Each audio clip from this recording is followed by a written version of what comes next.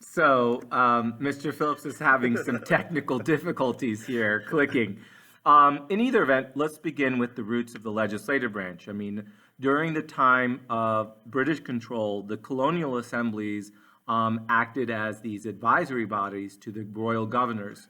And you saw that over time, they would gradually assume and gain more power and more responsibility, frankly, over taxation and spending. And ultimately, you saw these assemblies gather all together to form the Continental Congress. And essentially, the Continental Congress becomes the first American Congress. And it's especially important to note here how these assemblies wanted to gain some say over taxation and spending.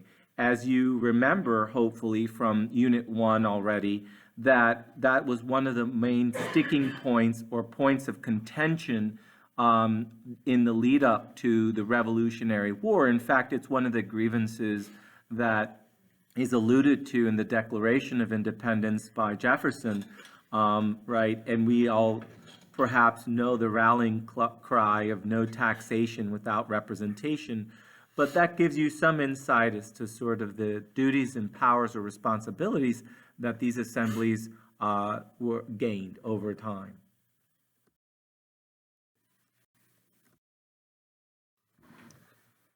Okay, this slide basically lays out some of the problems under the Articles and how they were addressed in the Constitution. You can read through some of these, but we can highlight a few, and that is, we know that under the Articles, treaties were often ignored by the states, or they could make their own side agreements. The Constitution gives exclusive treaty-making power to the national government.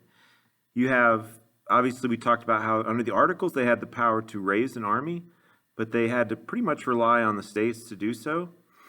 And under the Constitution, the government has independent power to raise an army, and we've even talked about how they could use a draft as an implied power. The Interstate Commerce Clause, of course, they did not have the power to regulate that under the Articles, and now that's one of the biggest powers that Congress uses to regulate and to make new policy. Collecting taxes, we know that under the Articles, it was up to the states to collect taxes, and it was based on their land value, whereas under the Constitution, of course, Congress is given the direct power of taxation, and with the 16th Amendment, even to tax people's incomes, which we'll talk about later. Under the Articles, you can see that also there were multiple currencies, and that was corrected under the Constitution by having one single currency that could only be issued by Congress. So those are some of the highlights here. You can look more carefully at the details.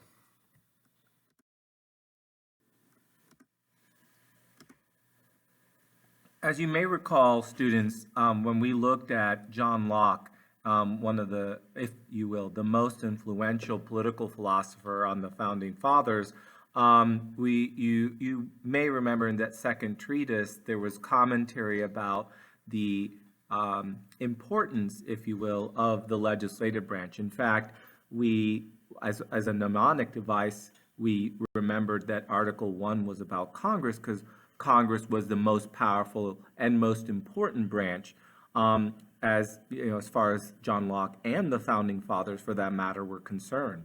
And so you can see here, Congress is going to be situated at the center of government. And if you remember, the reason for that was because Congress is the voice of the people. And don't forget that John Locke makes a huge point about the fact that a legitimate government really depends on the consent of the governed. So it makes sense then that the body in government that is meant to represent the will of the people is going to play a central and dominant role. And so in the early years of our democratic republic, Congress, it was the legislative branch that had the bulk of the power. We're going to see that around the turn of the century, especially when around the 1930s, that this will shift in a dramatic way to another branch, but we'll tell you more about that later. Well, in either event, as you may guess, of course, today the presidency has become quite powerful, particularly since FDR's election in 1932. And you should also remember that this coincided with the rise of cooperative federalism. And so there should be some understanding here that people were in a crisis during the 1930s. You had both the Great Depression and World War II. And it was clear that not only did the national government need to be the entity in charge, since it was the only one large enough and powerful enough to deal with these national crises, but they also wanted, the people that is, wanted decisive action. And so having a singular individual at the helm made that much easier to accomplish.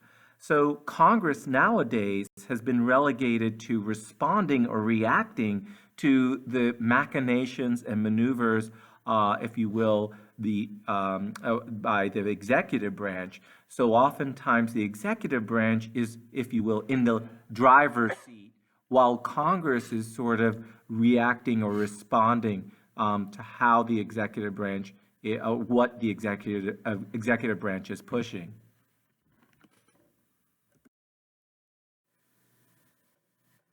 So this diagram just simply shows you the separation of powers, right? And it gives you a general sense of the three branches of government. And you can see that here the legislative branch is further subdivided. Notice how the executive and judicial branches are not further subdivided per se, but you'll notice that the legislative branch is. And if you remember that bicameralism, one of the virtues of bicameralism was to further subdivide the legislative branch in order to make sure that it was not overwhelming or dominating the other two branches. Since so much power was vested in the legislative branch, they needed to further subdivide it so it didn't overwhelm the other two branches.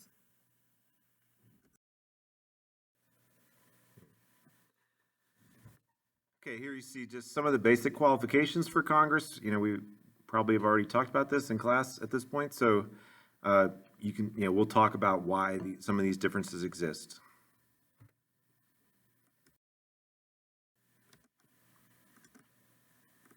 You see some further differences here, and again, we will hopefully have discussed this already in class. So, but you notice obviously the House faces a reelection every 2 years. The Senate every 6 years, and only 1/3 of the Senate is up for reelection every 2 years. A lot of people, if you ask them, how often do we hold national elections? People tend to think, oh, every 4 years, right? Well, people forget that the midterms happen in between the presidential elections. So, we're about to have an election in November, or at least at the time we're making this this PowerPoint. But the senators, what they did was, in the very first Congress, they set it up so that 1/3 of the senators would only be appointed for 2-year terms. Another about third of the Senate was appointed for a 4-year term, and I guess the lucky ones, depending on how you look at it, were appointed for a full 6-year term. So that's the way they, you wonder how'd they get it staggered? Well, because they set it up that way at the beginning, so that that what their goal was to not have the entire Senate ever replaced at one time. They wanted that continuity of service where you'd have people with more experience, and therefore you wouldn't have a complete turnover in 1 year. And you can see there are no term limits on the members of Congress, so that they can be reelected as many times as the people choose to reelect them. Please note, students, that we're being rather brief with these slides because we have an exercise in class that's going to help you explore these differences between the two houses, and you're going to have to come up with reasons for why these differences exist. So we're limiting our commentary here for that purpose.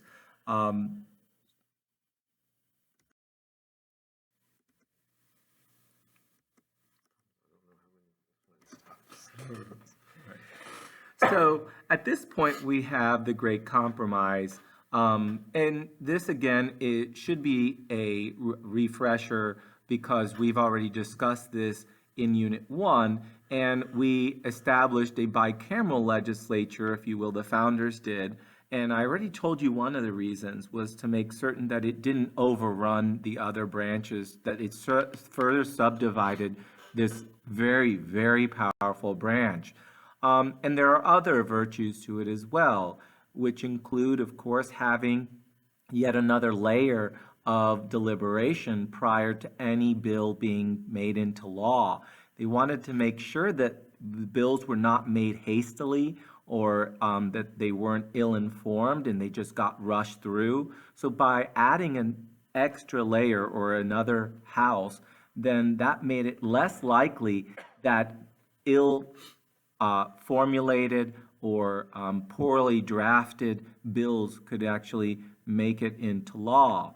And we'll explore some other reasons as well for bicameralism. We mentioned some of them already in the Constitution PowerPoint, so perhaps you can revisit your notes regarding it. But for now, that should suffice. So obviously here's that one we had the practical reason, right? The two chambers allowed them to make the compromise because remember in the New Jersey plan wanted a unicameral legislature. So by creating two houses, it allowed both the big states to be represented in the House with their interests, and the small states had equal representation in the Senate. But there's more to that. If you remember how the branches were selected originally, the House was originally elected by the voters of the state. So it's often called the People's Branch. The Senate, remember, was appointed originally by the state legislatures. So even though the Senate is now elected based on the 17th Amendment, originally the senators were meant to represent more the interests of the states themselves, right? So they were appointed by the state governments, and therefore they were sort of delegates of the states in the national government, whereas the House members, although they also came from the various states, they were more representatives of the people. So that's yet another reason or another benefit to the bicameral nature of the legislature. I like this. This graphic is very timely, and the chart here, where you see the line graph, we call this a tracking poll, which we'll cover later this semester. But the Gallup organization is a major polling organization, and you can see the question that they have asked people over time, all the way back to the 70s. Do you approve or disapprove of the way Congress is handling its job? And you can see that historically, politicians in general, if you go all the way back, throughout history, you see politicians have never been popular, particularly. But you see, back in the 70s, they were, hovering around the 40s or mid 30s. That's not great, but not the worst. But then look at recent trends. Now you see the big spike there, 84%. Well, if you look at the date on that, towards the end of 2001, so if you guys weren't alive at that point yet, but that was after 9/11, right? The big attack on America. And so you saw a big spike there, but see how quickly it goes back down. I think for a while people got along and they had the State of the Union address, and the House and Republicans and Democrats all sat together, whereas they usually sit on opposite sides. But, it didn't take long before they said, this whole getting along thing is kind of awkward. And let's go back. It's something we feel much more comfortable when we hate each other. And so the public reacts to that. People get disgusted with Congress, and you see, we get frustrated that they don't get much done and they're always fighting. And anyway, so you see that it hit a low point of 10% in the summer of 2012. And I remember a comedian back then, or a commentator said, he said, some people say they can't believe that Congress, their approval is that low. And his question was, really, I can't believe it's that high. His point was, who are the 10% who think Congress is doing a great job? Like, who are these people? Are they like the moms like that were interviewed, mothers of congressmen, or maybe their spouses, Or but their pets, perhaps? Maybe they pulled the pets. so, I mean, that's the question. Like, if you look at Congress and how dysfunctional it can be, you know, although the founders wanted it to be inefficient, they didn't want them to be completely inactive. And I think that's part of the frustration is people see the partisanship, the fighting between the Republicans and Democrats, and the failure to compromise, and it is frustrating. Let me add that while the 10% mark was a low point, congressional approval rating has pretty much lingered in the doldrums. So it really hasn't gotten out of these very low or mid to high teens. And it is rather remarkable. I mean, we've become used to it, but it's a sad state of affairs indeed that we have gotten used to our members of Congress being so held in such low esteem with respect to their ability to get anything done. So hopefully things will change, right? But nonetheless, it's something worth noting. So just looking it up quickly, I found as of this summer, you know, June of 2018, they were at an extraordinary high level of 19% approval. Ooh, almost cracked the 20% mark. Not quite though.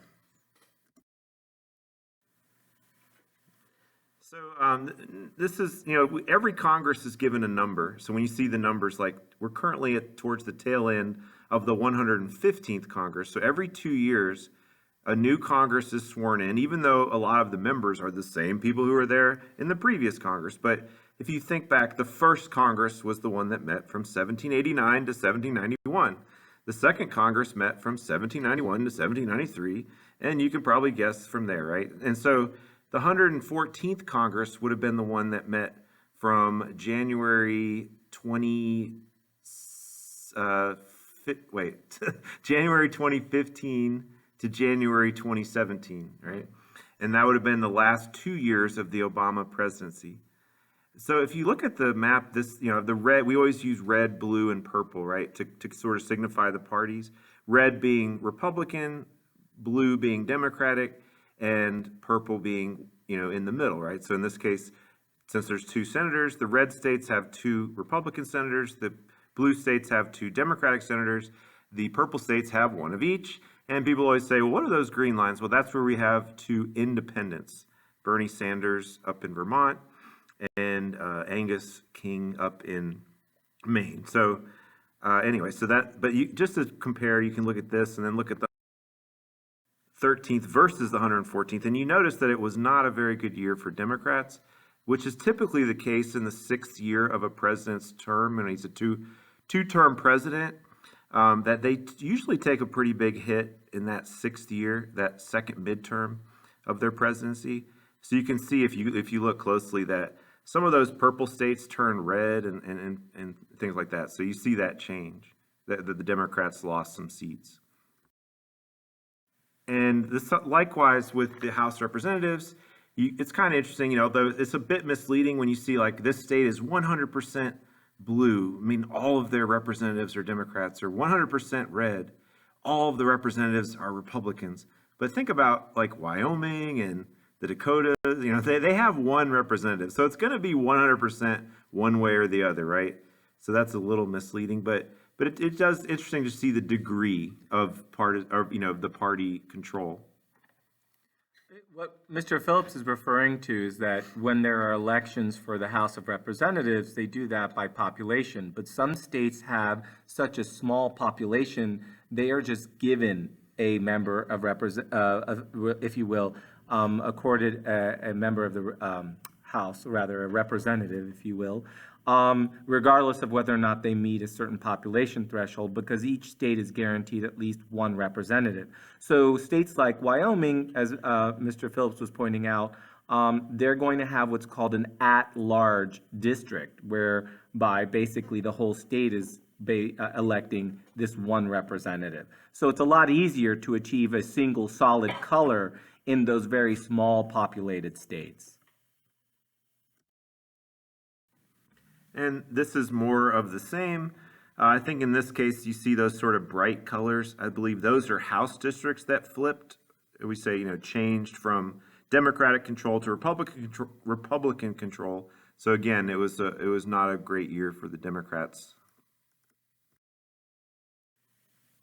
Now, we're going to talk about these ideas of redistricting and reapportionment a few slides from now, but this shows you a map that was attempted to be drawn. Remember, the state legislatures are in charge. In most states, the state legislatures keep control of the drawing of districts. They're the ones who ultimately finalize the congressional districts. So these are districts that are electing members to the House of Representatives, but the states determine the shape of those districts.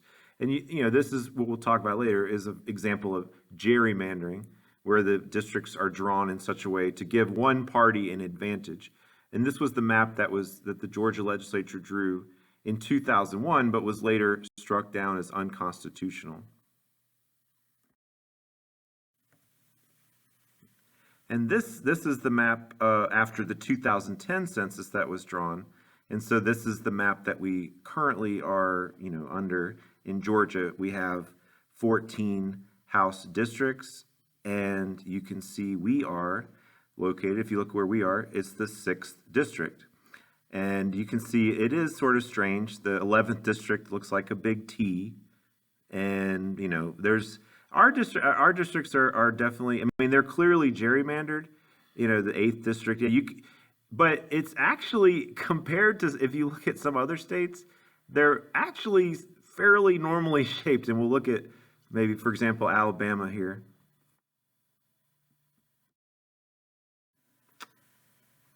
Here is our district. You see, the 6th district.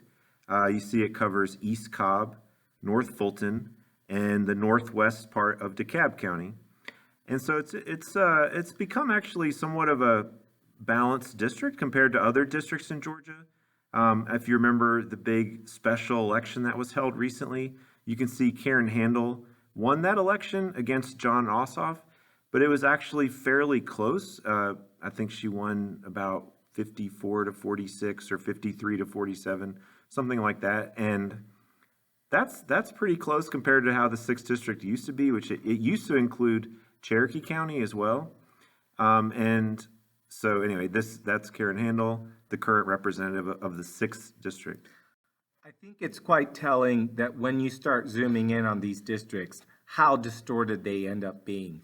And to some extent, there's always a reason behind that. And in large part, it is to amplify or over-exaggerate or to benefit one party over another. And that's one of the big points of contention, is that a lot of these states have members, rather, if you will, state legislatures that are dominated by one party. And when that happens, where you have both the legislature of the state as well as the governor of the state all from one party, they're able to draw maps in a way with very little or no input from the other party and over-exaggerate or over-represent themselves in the congressional delegation. And a lot of these issues have arisen in court and are still being hotly debated and challenged in court as well. And it will be interesting to see what comes out of the court regarding gerrymandering, but this issue certainly won't be laid to rest anytime soon.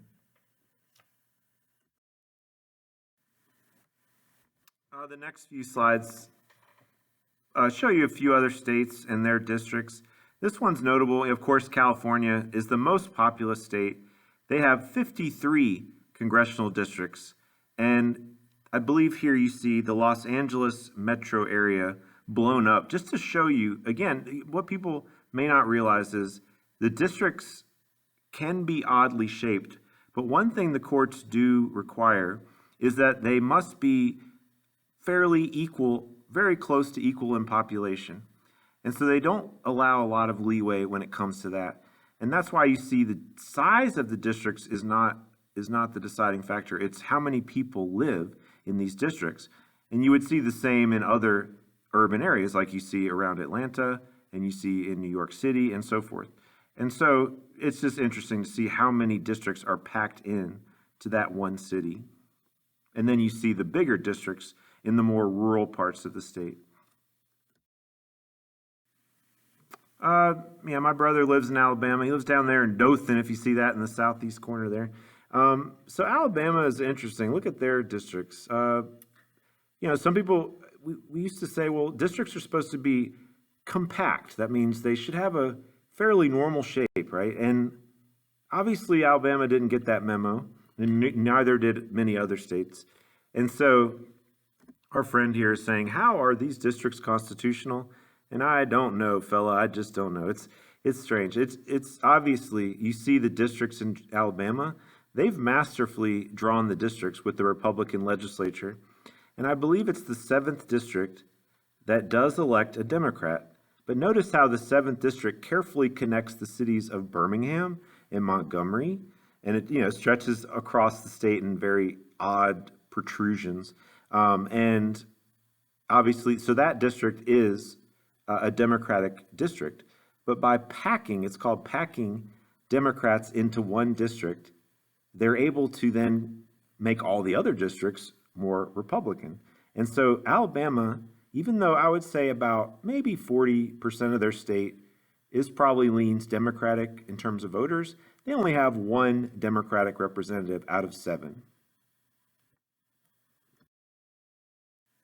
This is what I was talking to you about before, when there aren't enough people or a large enough population to warrant having a representative, perhaps maybe even in the first place, or that doesn't warrant having any more than just one representative. And therefore, when there's an election as to who the representative should be from that state, it's considered an at-large district, and it's a statewide election.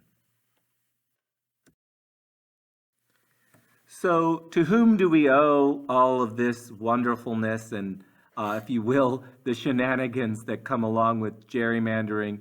Well, to none other than Elbridge Gerry, but actually his name is pronounced Gary. In fact, it would be gerrymandering, but as time and people change, it's transitioned and transformed into gerrymandering.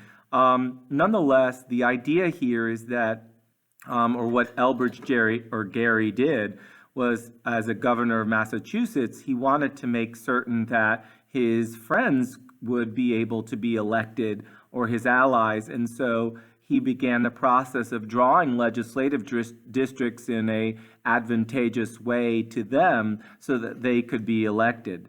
And this practice has been obviously continued all the way up till today.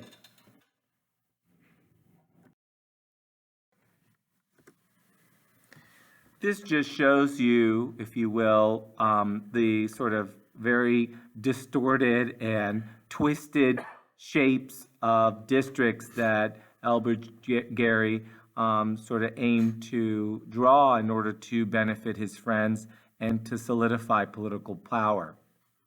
So the cartoon here was supposed to be, I guess he said it was like a salamander mix, so they call it the shape of the district reminded him of some type of dragon. I'm not sure how that's a salamander, but anyway, so this cartoonist was from the opposition party. So I believe Gary was Democratic Republican. Yeah. So this was I guess a Federalist cartoon, but I'm not positive about that. But anyway, so obviously they were mocking him with this term, but then it stuck.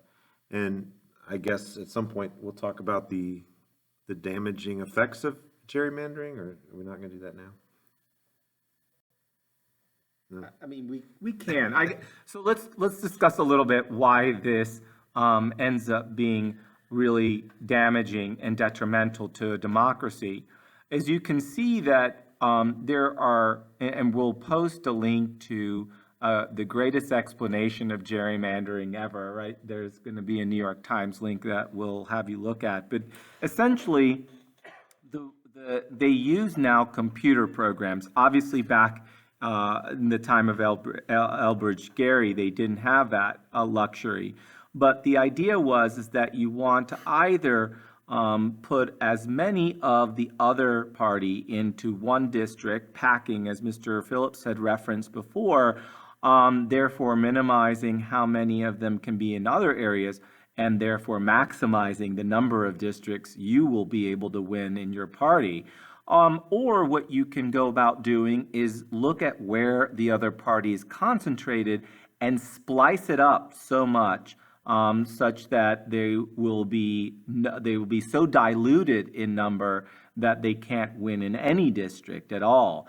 And essentially now what you have in states are minorities. In other words, only maybe like 40% of the population would have voted for the other party, and they're basically a majority. One of the worst examples that comes to mind is Wisconsin, in fact, that they've been brought for to trial because what happened was that I think it was something on the order, it was a majority of the population had voted for the other party, and yet the, if you will, the party that was in power and had drawn the maps still turned out to be in the majority, despite a huge, if you will, difference in terms of who voted for what party.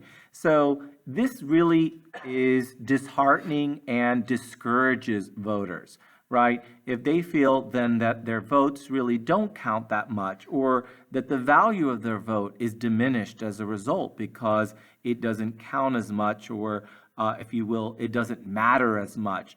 Essentially, if you have districts that are so overwhelmingly Democratic or so overwhelmingly Republican, it discourages people from wanting to participate. The other thing that it does when you create districts that are no longer competitive is that you will most certainly have the same people elected over and over again. And that can be problematic too, because now if they don't face any danger of being kicked out of office, then they may feel emboldened to sort of just follow their own agenda. And if you remember, that was one of the fears that was enumerated in or talked about in Brutus 1 in Unit 1. In addition, you will find that when you no longer have competition in districts, you are likely to then get the extremist versions of the party. And that's essentially one of the issues we're seeing today, is that a lot of the public is disenchanted and disappointed with Congress because it seems to be unable to get anything done, which in part is owed to the fact that it seems that the politicians have become more partisan. In other words, more leaning towards only voting Democratic, or more leaning towards only voting consistently with their Republican colleagues. And when there's no longer compromise, you start to see what's called deadlock. And that is often attributed to this partisanship and these entrenched interests. In other words, being so dug in to your particular side that you're not even willing or wanting to listen to the other side to reach a compromise. So there are a lot of things that are problematic about gerrymandering, and some even term it legal cheating. I mean, essentially think about playing a game where the other person is able to draw the actual board game and make the rules, and they can change the goalposts, essentially making it almost impossible for you to win. And so this lack of fairness makes people lack any faith in their institutions. And when people no longer have faith in their institutions, or for in this case, elections, then they seek other routes to remedy those problems. Protests and violence then become another route. Voting and elections serve an important role, which is to allow there to be an outlet for an opposition or for a differing perspective. And if that outlet is not being honored, or if you will, the process by which that those voices would be heard is not functioning, then there will be invariably efforts to find other ways to have their voice heard.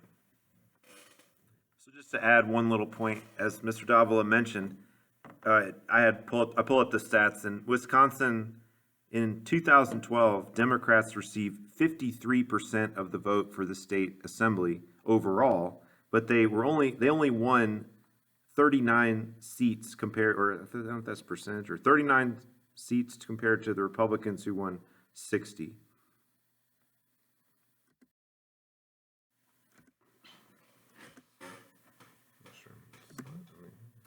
So, as Mr. Phillips pointed out, essentially, with enough, if you will, clever maneuvering, a party can over-exaggerate their real, if you will, representation. In this case, they are no longer really representing the voice or will of the people. And remember, that disconnect becomes very problematic over time.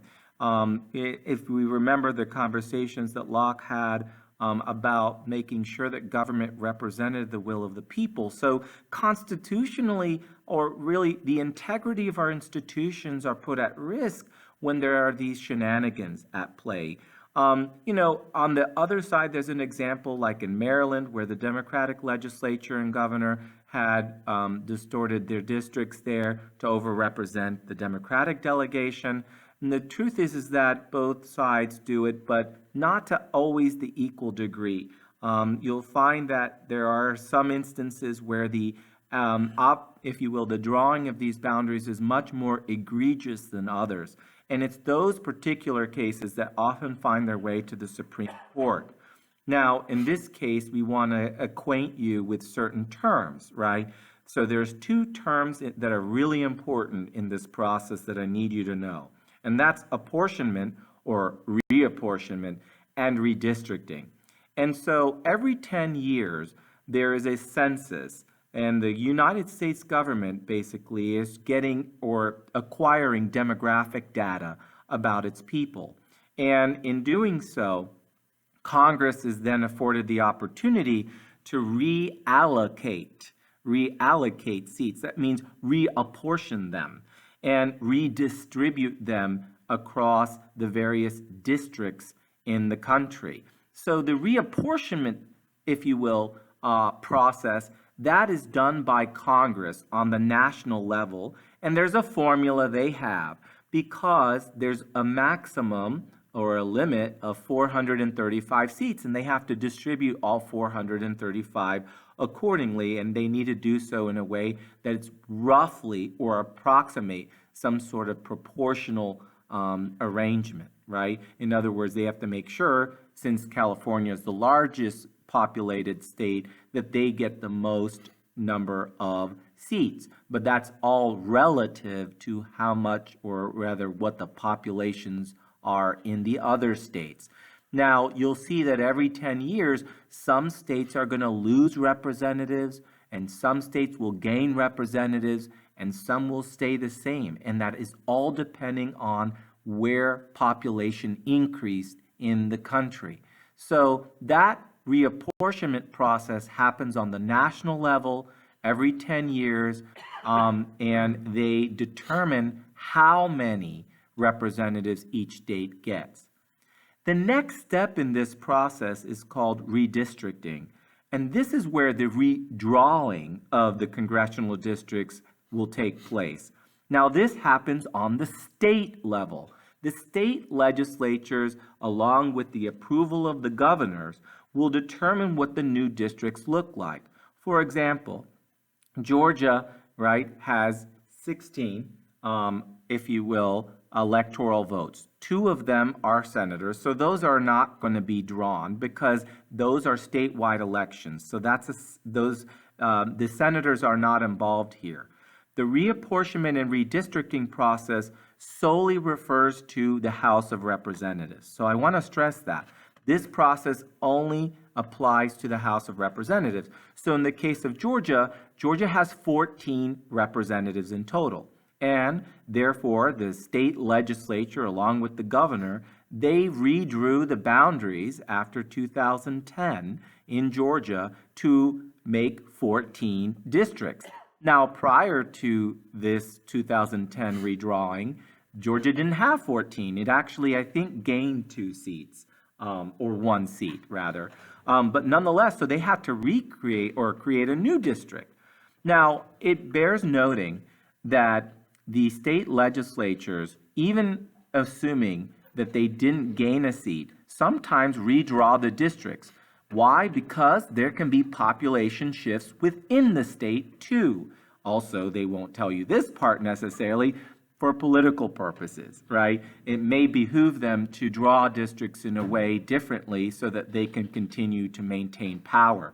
So you have to see then this process as a two-step process involving both the national government and the state government, and ultimately the redrawing of the districts is certainly meant to benefit the party in power.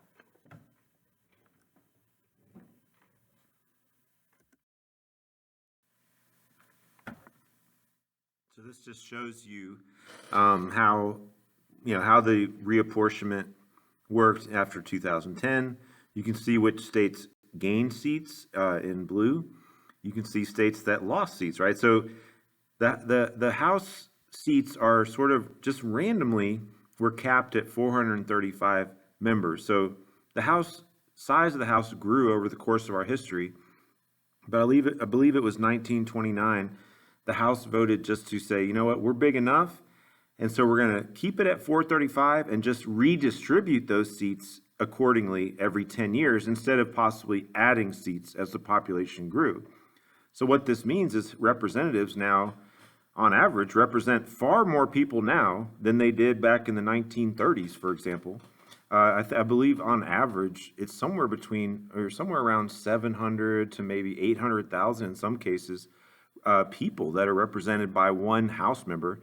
Of course, that's not true in some of the smaller states, but I think on average. You can see the biggest winners here, in a sense, were Texas and Florida. Texas gained 4 seats. Florida gained 2. And as Mr. Davila mentioned, Georgia gained 1. But that means if Georgia gained 1, someone had to lose 1 somewhere, right? And so maybe you can pick a state that you don't like, Louisiana, we took 1 from them, or, Michigan, but whatever. So it's not exactly, it doesn't work that way, but someone had to lose for us to gain. This, in fact, brings me to another point, that one of the, if you will, possible alternatives or solutions to what we have right now is to increase the number of total representatives. As Mr. Phillips mentioned, in the case of California, every representative there represents roughly about 700 to 800,000 people. I want you to contemplate for a moment if you think that one person can adequately represent and capture all the interests of 700,000 plus people or 800,000 people. That's nearly 1 million people. So you can imagine that this creates a constitutional problem, right? Because in this case, remember that, or rather I should say just generally, remember the House of Representatives is supposed to represent the people's interests. In fact, it's the body that's supposed to be closest to the people, representing local interests or local needs or regional needs in a particular state. And so as we increase the number of constituents that each representative represents, you can see there's this detachment. In fact, it further lends credence to Brutus I. If you recall, in Brutus I, they warned, if you will, the anti-federalists that one of the dangers of a large federal republic was that the representatives would be too detached and from their constituents, and that they would be able to manipulate the wants or interests of their constituents to pursue their own personal agendas. And if you contemplate, that's definitely part of the criticism that is, espoused today by many who have problems with the way Congress is not functioning.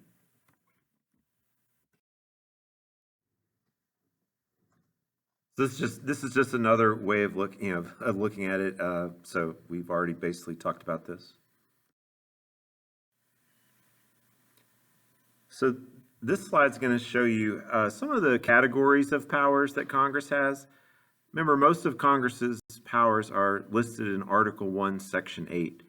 And I always tell students, really, if you break it down, a lot of their powers center around 2 major areas, I would say. One has to do with sort of money, different issues relating to money and budgeting. And the other has to do with a lot of war powers or military powers. But of course, regulating commerce is a very important power that they've used as well. you can see they can create courts below the Supreme Court. So Article 3 of the Constitution only establishes a Supreme Court and leaves the rest of those decisions on setting up the judicial branch up to Congress. But think about taxing and spending. That's a huge part of what Congress does. We say one of your terms is they control the purse strings of the government. And so they control the money, which gives them tremendous power. But they have, power to tax, power to borrow money, power to issue currency, and so forth. Then you have, of course, military powers like raise an army or maintain and raise or create a navy, to declare war, which a lot of people think is the executive power, but declaring war is a congressional power, a legislative power. So, and of course, you have various other things like controlling the state militias, which is now basically the National Guard. And then we have the big whopper at the end, right? To make all laws which are necessary and proper to carry out the other powers that are listed, their foregoing powers. And so, of course, that allows them flexibility to stretch their enumerated powers in various ways. And of course, one of the big ones that we've talked about how they've stretched that power is the power to regulate commerce, particularly interstate commerce. And to state the obvious, don't forget that one of the central powers of Congress is to make laws, right? I mean, so sometimes the obvious escapes students' attention, so please don't forget that.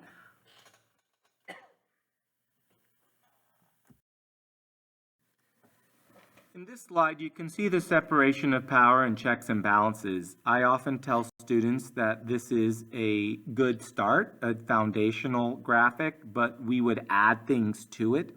But you certainly need to be familiar with this.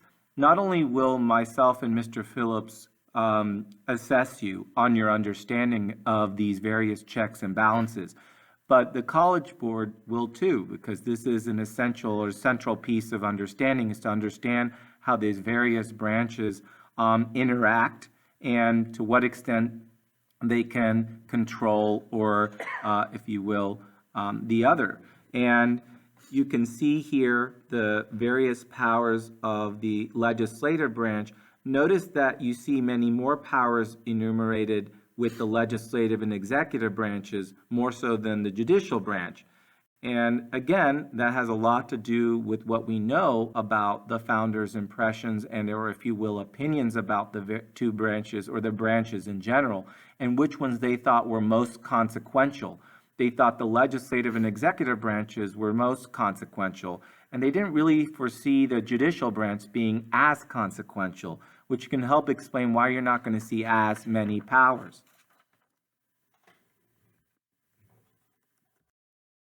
Another comment. Mr. Phillips, he's finishing up his Fig Newtons. Yeah, Mr. Phillips seemed to have forgotten there's disadvantages as well, although they pale in comparison. They really are mostly there just to make sure that we mention them.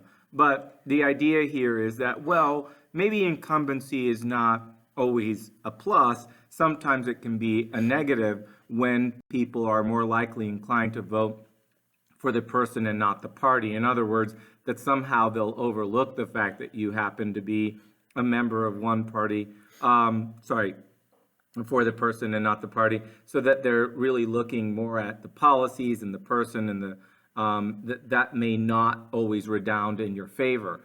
The other thing is that as an incumbent, in other words, since everyone knows that you're more likely than not to win, the kind of persons that are going to challenge you are going to be serious challengers, because no lightweight is going to be able to take you on. So the kind of persons that will challenge you are people with lots of money. And that seems to be one of the key, if you will, ingredients to a successful campaign, is lots of money. And we'll talk about the role of money in campaigns and in politics in general, and how it also has had some damaging effects.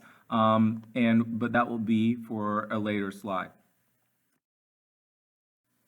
And here you can just see a bar chart of the reelection rates for the House versus the Senate, And again, it's really remarkable how close these bars get to 100%. I mean, you rarely ever see governmental statistics or things like this that reach nearly 100%. So it's really extraordinary, especially when you put it and you juxtapose it with congressional approval ratings. It then becomes even more mysterious, perhaps frustrating as well, as to how this is possible. So remember I told you that one of the downfalls of gerrymandering is that you see that Republicans increasingly are only voting with Republicans and Democrats are increasingly only voting with Democrats, and we see less and fewer districts that are indeed competitive. And you can see here polarization versus productivity. In other words, what is the impact of having more partisanship in Congress and more partisan, if you will, safe districts? And you can see it has an inverse relationship with productivity. In other words, as partisanship goes up, you see productivity go down.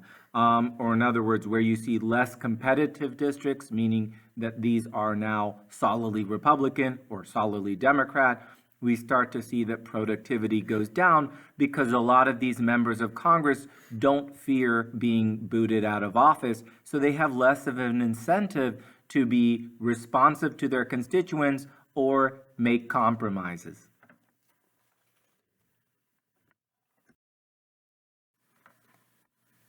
And this is another graph or chart here that shows how many bills passed per Congress. Remember, every Congress, every 2 years, you see a new Congress. So we see the numbers. Each number represents the 2-year period, one term of Congress. And the last one you see is very low, but that was done part way through. But John Boehner, the Speaker of the House, when that would have been Obama's presidency, and he had already retired. So when Trump was elected, but so you see the numbers going down in more recent times, and so again, the number of laws passed varies from year to year, and the number of laws is not necessarily a direct sign of success, but to say that we don't need any laws would be to say that we don't have any significant problems in our country that would need to be addressed through legislation. And I think most Americans agree that we do have problems that we would like our government to try to deal with, at least, right? And so the fact that the numbers have gone down, it's historically low. I mean, so it's not like we're saying, oh, well, this has happened before. I mean, this is the number of laws being passed, especially, when you had this Republican Congress and a Democratic president with Obama, it was, the numbers are historically low. And so the productivity is way down, which also frustrates people when they realize that Congress does nothing. Just think about the fact is, you may say, well, what do you mean nothing? They passed 252 bills in the 113th Congress. But if you really look at this, and I actually did this, I'm kind of nerdy, so I looked at all the bills that were passed in one of those years, and I went through each one, and the vast majority are bills of relatively small consequence. You saw very little done that actually, had a significant impact on the country. Very few. I only counted maybe less, probably one or two actually, because although it's important, a lot of them were spending bills, so to fund this agency or to, issue funds for the military, and all that's important, but those are relatively routine things. The government is required to, keep, essentially supposed to keep the government functioning and running. So they were doing the bare minimum. And you also saw laws, like a law passed to rename this stretch of highway, or to create a new post office somewhere in Idaho and to name it after this former Idaho senator, or whatever. So I mean, a lot of these bills are not of any significant consequence. And on that point, with respect to keeping the country running, it is also noteworthy during these times. how frequent it was that the threat of a shutdown was, looming. In other words, where the federal government would have to shut down because the president and the Congress had reached an impasse and had refused to reach a compromise. So this has unfortunately become more commonplace, where various factions within the government threaten to shut down the government until they get what they want. And this has really bad effects for basic services, because if you depend on a federal governmental service and the government's shut down, you're no longer able to get that. Or if you want to visit a national park or anything that is maintained by national entities and personnel, those things would not be available. And so people's vacation plans or research had to be held held off for a while.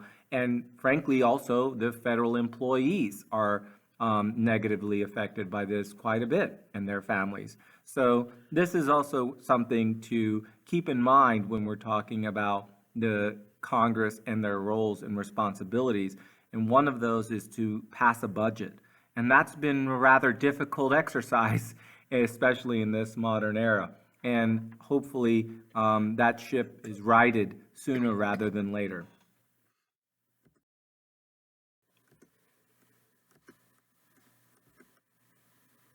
So every 2 years we get a new Congress. As Mr. Phillips already mentioned, we're currently in the 115th Congress. Congress opens each new session in January after Election Day.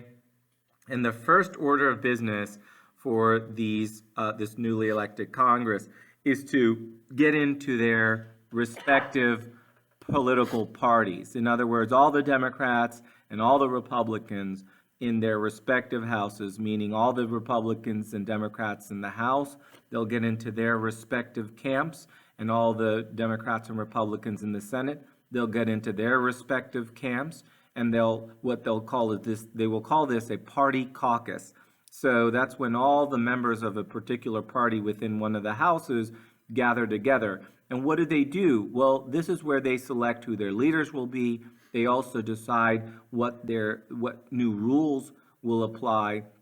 With respect to the adoption of new rules, typically this is going to fall to the party that's actually in power in the one or the other house or both houses. And so this essentially underscores the fact that both houses of Congress are organized by party. That's huge. So it's a very, very partisan business and partisan exercise. And it's worth noting this because the Constitution did not originally envision political parties. In other words, you'll see no explicit mention of political parties anywhere. These are essentially factions. And if you remember that George Washington, in his farewell address, did warn of the formation of factions. In particular, he warned of the formation of political parties. We obviously didn't heed his advice, and here we are. But his concern was that if you allowed for political parties to form, that the people and the members of Congress in these parties would first be beholden to the party. In other words, they would pursue the party's best interest before the nation's best interest or the country's best interest. And I think that's definitely one of the criticisms you hear of Congress today. So I think it's quite telling then that Washington had given us this warning, and what he was able to envision and to some extent has come to fruition. But nonetheless, the take home here is that Congress is a very partisan place, engaged in very partisan business.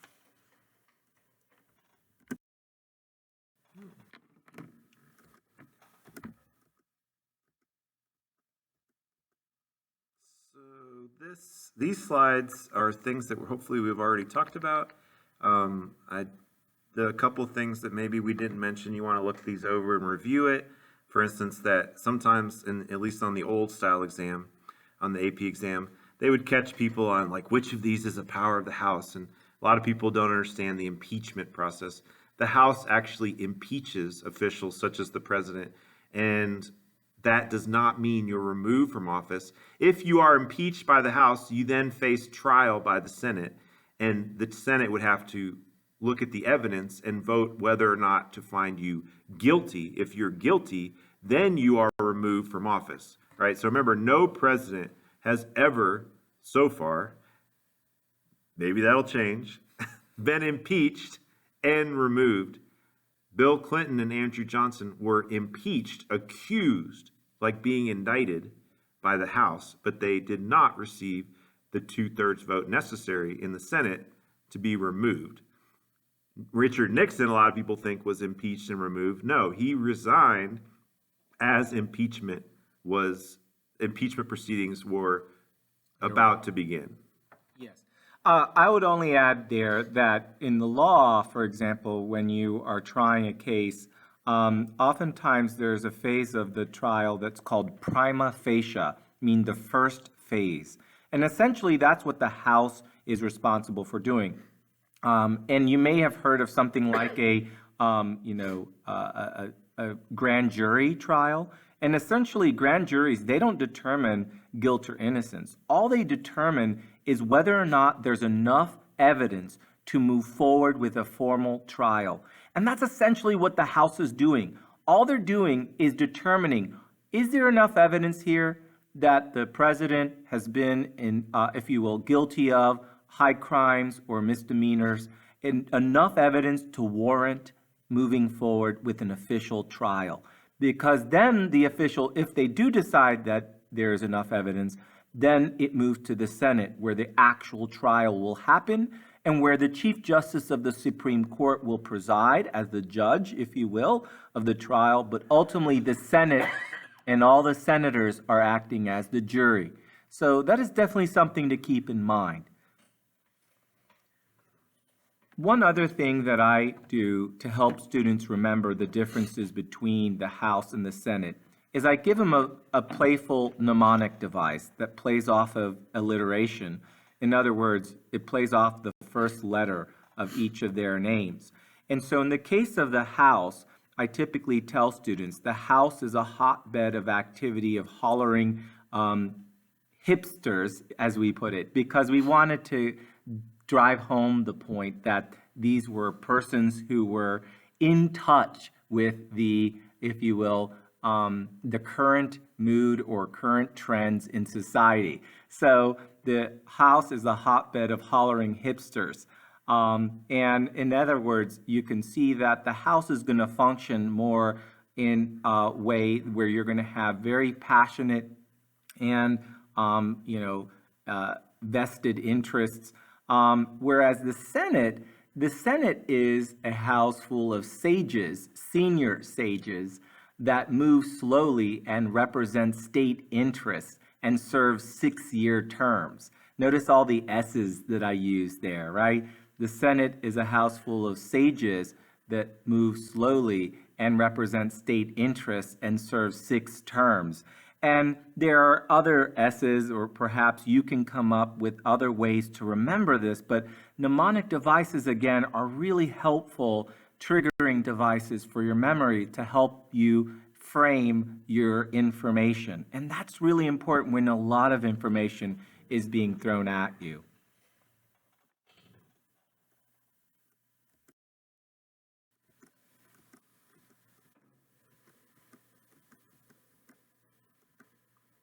I always forget when this ends. There may be another little thing at the end here, but I'm afraid to hit space. So the House, again, this is stuff we've probably already gone over with you, but of course the House is much more formal. They have more rules. They have a very powerful rules committee. This is actually not accurate to say the Senate has no rules committee, but for all intents and purposes, they don't, because the rules committee in the Senate doesn't do very much. They're not very powerful. So it's better to say they have a very insignificant rules committee. The germaneness, meaning is it relevant to the topic?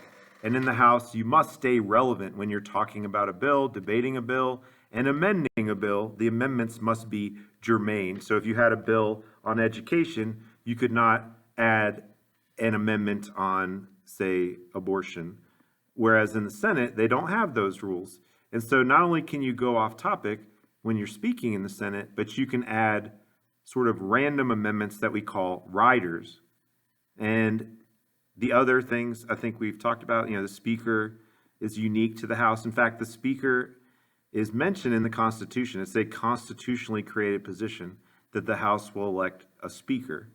And that person, of course, now holds tremendous power and historically has also. So in the Senate, they have no similar leader. They do have a president, but the president is the vice president of the United States and holds very little actual power in the Senate.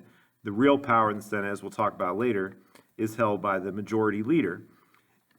The Senate also has rules. These are rules that they've put in place, such as a filibuster, which is really just unlimited. The fact that they have a rule that allows for unlimited debate, and therefore people can sort of manipulate that rule by talking a bill with the intent of killing it so that people just give up.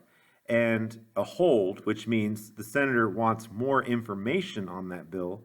And so the bill or a nomination, for example, may not move forward if the majority leader respects a hold that a senator places on a bill. So the senator may say, I don't want this bill to come to the floor because I want more information. The real reason probably is simply they don't support the bill. They're hoping to build more opposition to it. So they use it as a delaying tactic. Oh, there was one more. Yes, I was just scared. And so unanimous consent agreements.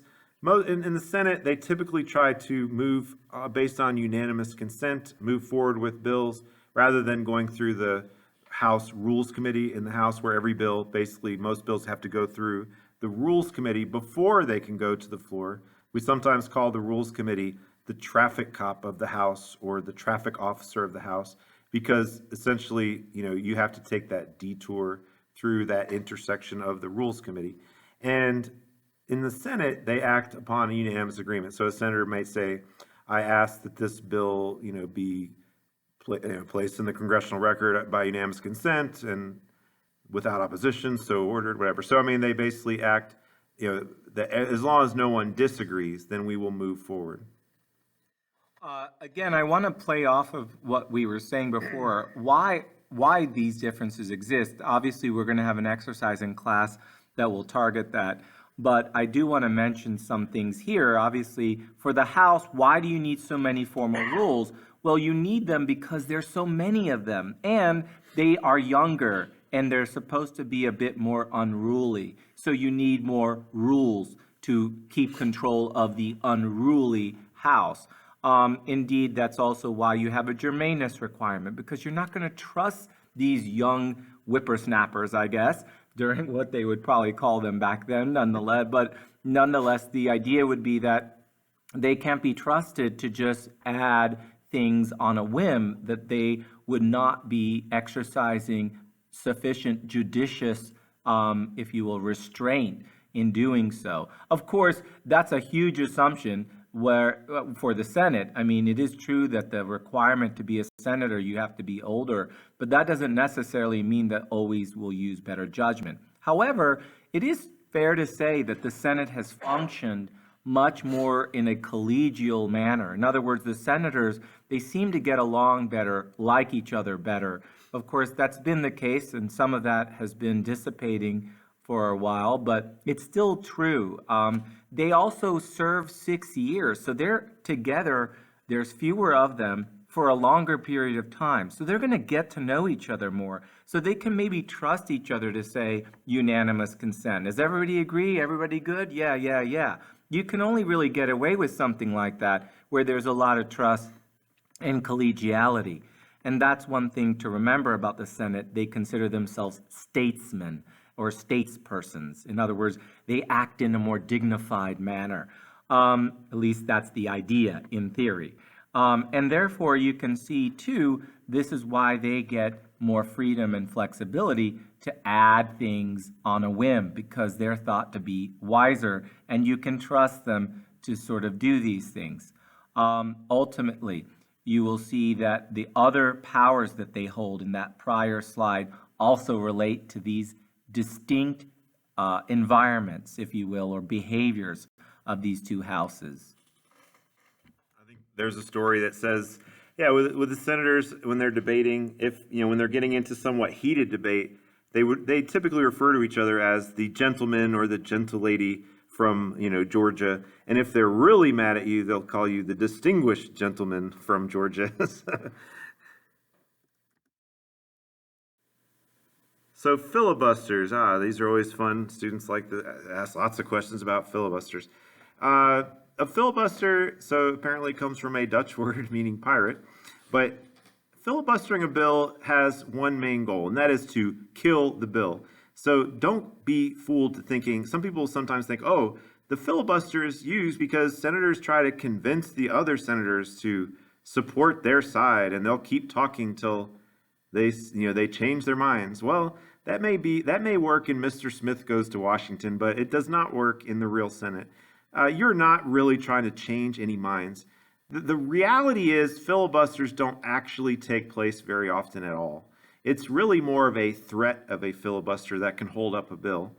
And so a senator may place a hold on a bill, like we mentioned, which may be an indication that they're going to filibuster that bill if it's brought to the floor. But most likely, as of now, you'd have Mitch McConnell, the majority leader, would be informed by Chuck Schumer, the minority leader, the Democratic leader, that the Democrats do not support this bill. And if McConnell insists on bringing it to the floor, then they would, in fact, engage in a filibuster. But McConnell is probably not going to force their hand on that. He's probably just going to set it aside till he can get the magic number. Now, what's the magic number?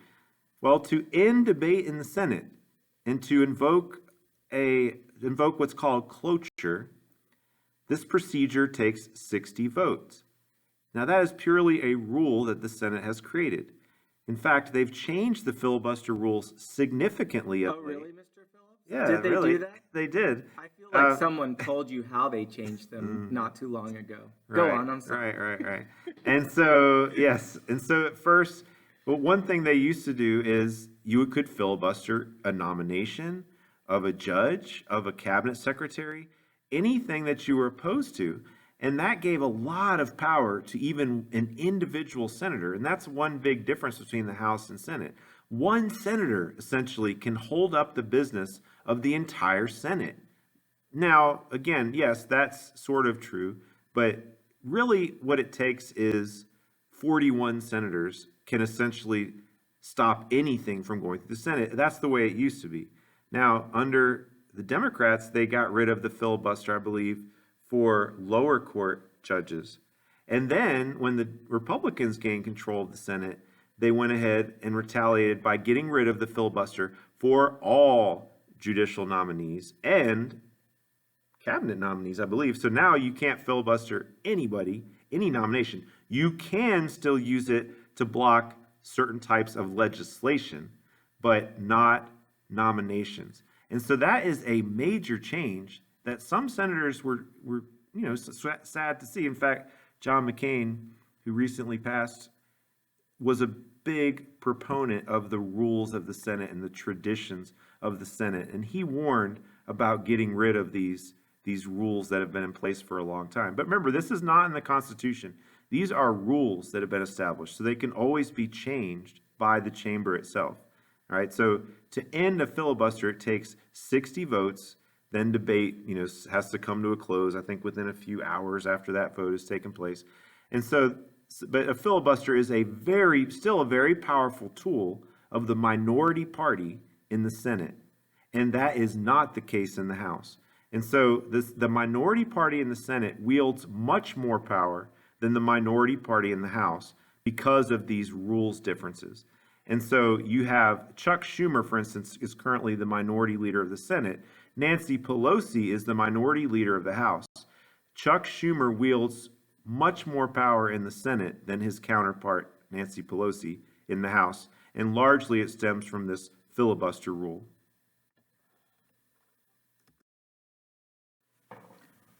So here's some fun facts about the filibuster. Now, technically the longest filibuster in history belongs to a man named Strom Thurmond. Like most Southern senators, he was a staunch segregationist. And he talked for 24 hours and 18 minutes in an attempt to kill a civil rights bill in 1957. That is, pretty impressive, although his motivations were not. But the fact that he could do that for that long. Now, if you read about the details, he actually cheated during this filibuster because you are required to do certain things while you're in the Senate speaking. You must stand and you must continue speaking in order to hold the floor. You cannot leave the floor and take a break. But what you can do is you can pause for a question from a fellow senator, and you would still retain control of the floor. So you can retain control of the floor until you yield the floor. Now, he apparently paused partway through his speech for a question, and one of his buddies then went on to ask a really, really long question that was drawn out over many minutes. And apparently then Strom Thurmond was able to scurry off the floor, go to the bathroom and eat a sandwich or whatever he did, and then when he returned to the floor, that his buddy was still asking a question. Therefore, technically, he never yielded the floor, but the presiding officer, whoever was presiding over the Senate at the time, really, if they saw Strom Thurmond leave the Senate chamber, they should have essentially yielded his time. He would have yielded his position of controlling the floor.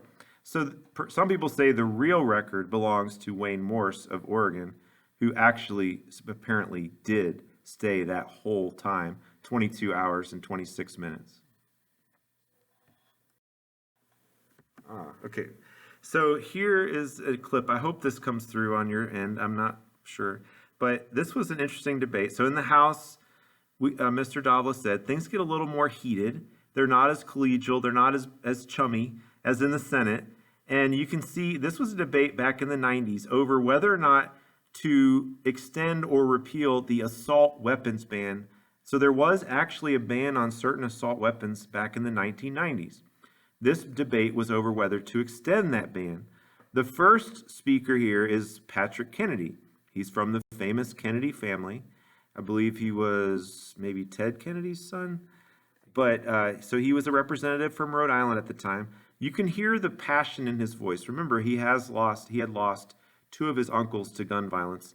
Now, I think he has a bit of a squeaky voice by nature, but I think it gets a little amplified here. So hopefully you'll hear this. I'll play his part. It's not about cutting crime. It's about cutting the number of people who get killed by these assault weapons. You're asking the wrong question. It's not about crime. It's about the families and victims of crime. That's what we're advocating in proposing this ban, and that's why we should keep this ban in place. So he goes back. Now, Gerald Solomon was a Republican from New York, and he was an advocate of gun rights. And so he wanted to see this assault weapons ban end. He wanted it to not be renewed. And so you hear his argument. Now, he starts out fairly calm, and they went back and forth on the floor. But Solomon was, their anger levels were increasing. But Solomon, you can't be a total jerk, because you can't say, "Oh, Kennedy, stop whining about, so you lost a couple uncles, get over it." He can't be a jerk. So he started out calm, a little bit calm. Then he says, "But when the gentleman questions the integrity of the men who had this bill on the floor, he ought to be careful. And let me tell you why." So you can hear Solomon's reply. When he stands up and questions the integrity of those of us that have this bill on the floor, the gentleman ought to be a little more careful. And let me tell you why. My wife lives alone 5 days a week in a rural area in upstate New York. She has a right to defend herself when I'm not there, son. And don't you ever forget it. So I always laugh because it's funny his rationale. You think about his wife living in upstate New York. So I can just picture, he was a relatively old man at the time. And so you have this, I could picture this 75-year-old woman, up in upstate New York. If you've ever been to upstate New York, it is about as rural as it gets. The crime rate is very low. And so you probably have a better chance of being stampeded by a herd of angry cows than you do being shot by someone who's trying to break into your house. So anyway, but I can see this 75-year-old woman, and a regular gun would not suffice. She must have a semi-automatic AK-47 to do the job. So I can just see this lady with a semi-automatic, military rifle standing on her porch, warning people, you better get off my lawn. Anyway, so it's kind of a funny argument. So hopefully that came through, or this was kind of awkward. So the committee system, if you will, or where the real work of Congress is done, is frankly a long-held sort of way in which to organize the business of Congress. Mr. Phillips mentioned that the Senate had rules that were frankly just rules the Senate had come up with. Nothing was written in the Constitution in particular about them. And, a lot of the arrangements or rules that exist also in the House also are things that were never explicitly mentioned in the House, or if you will, in the Constitution, but indeed grew out of tradition and custom over time. And in this case, committees were an efficient way of organizing the bodies of Congress into working groups, and these working groups could tackle certain themes and topics. And so historically, committees have been of the same ratio of party members as each house. So assuming for simplistic purposes, you had 100 members, right, and there was 60 Republicans and 40 Democrats, and let's assume you had a committee of 10 seats, then 6 of them would be Republicans and 4 of them would be Democrats, and that's the general idea. The ratio of committee assignments, if you will, should be the same as ratio in the entire House, although we've seen certain parties not abide by this rule and frankly and increase the number of their representation beyond what a proportional ratio should be. So there has been attempts to, if you will, not abide by this rule.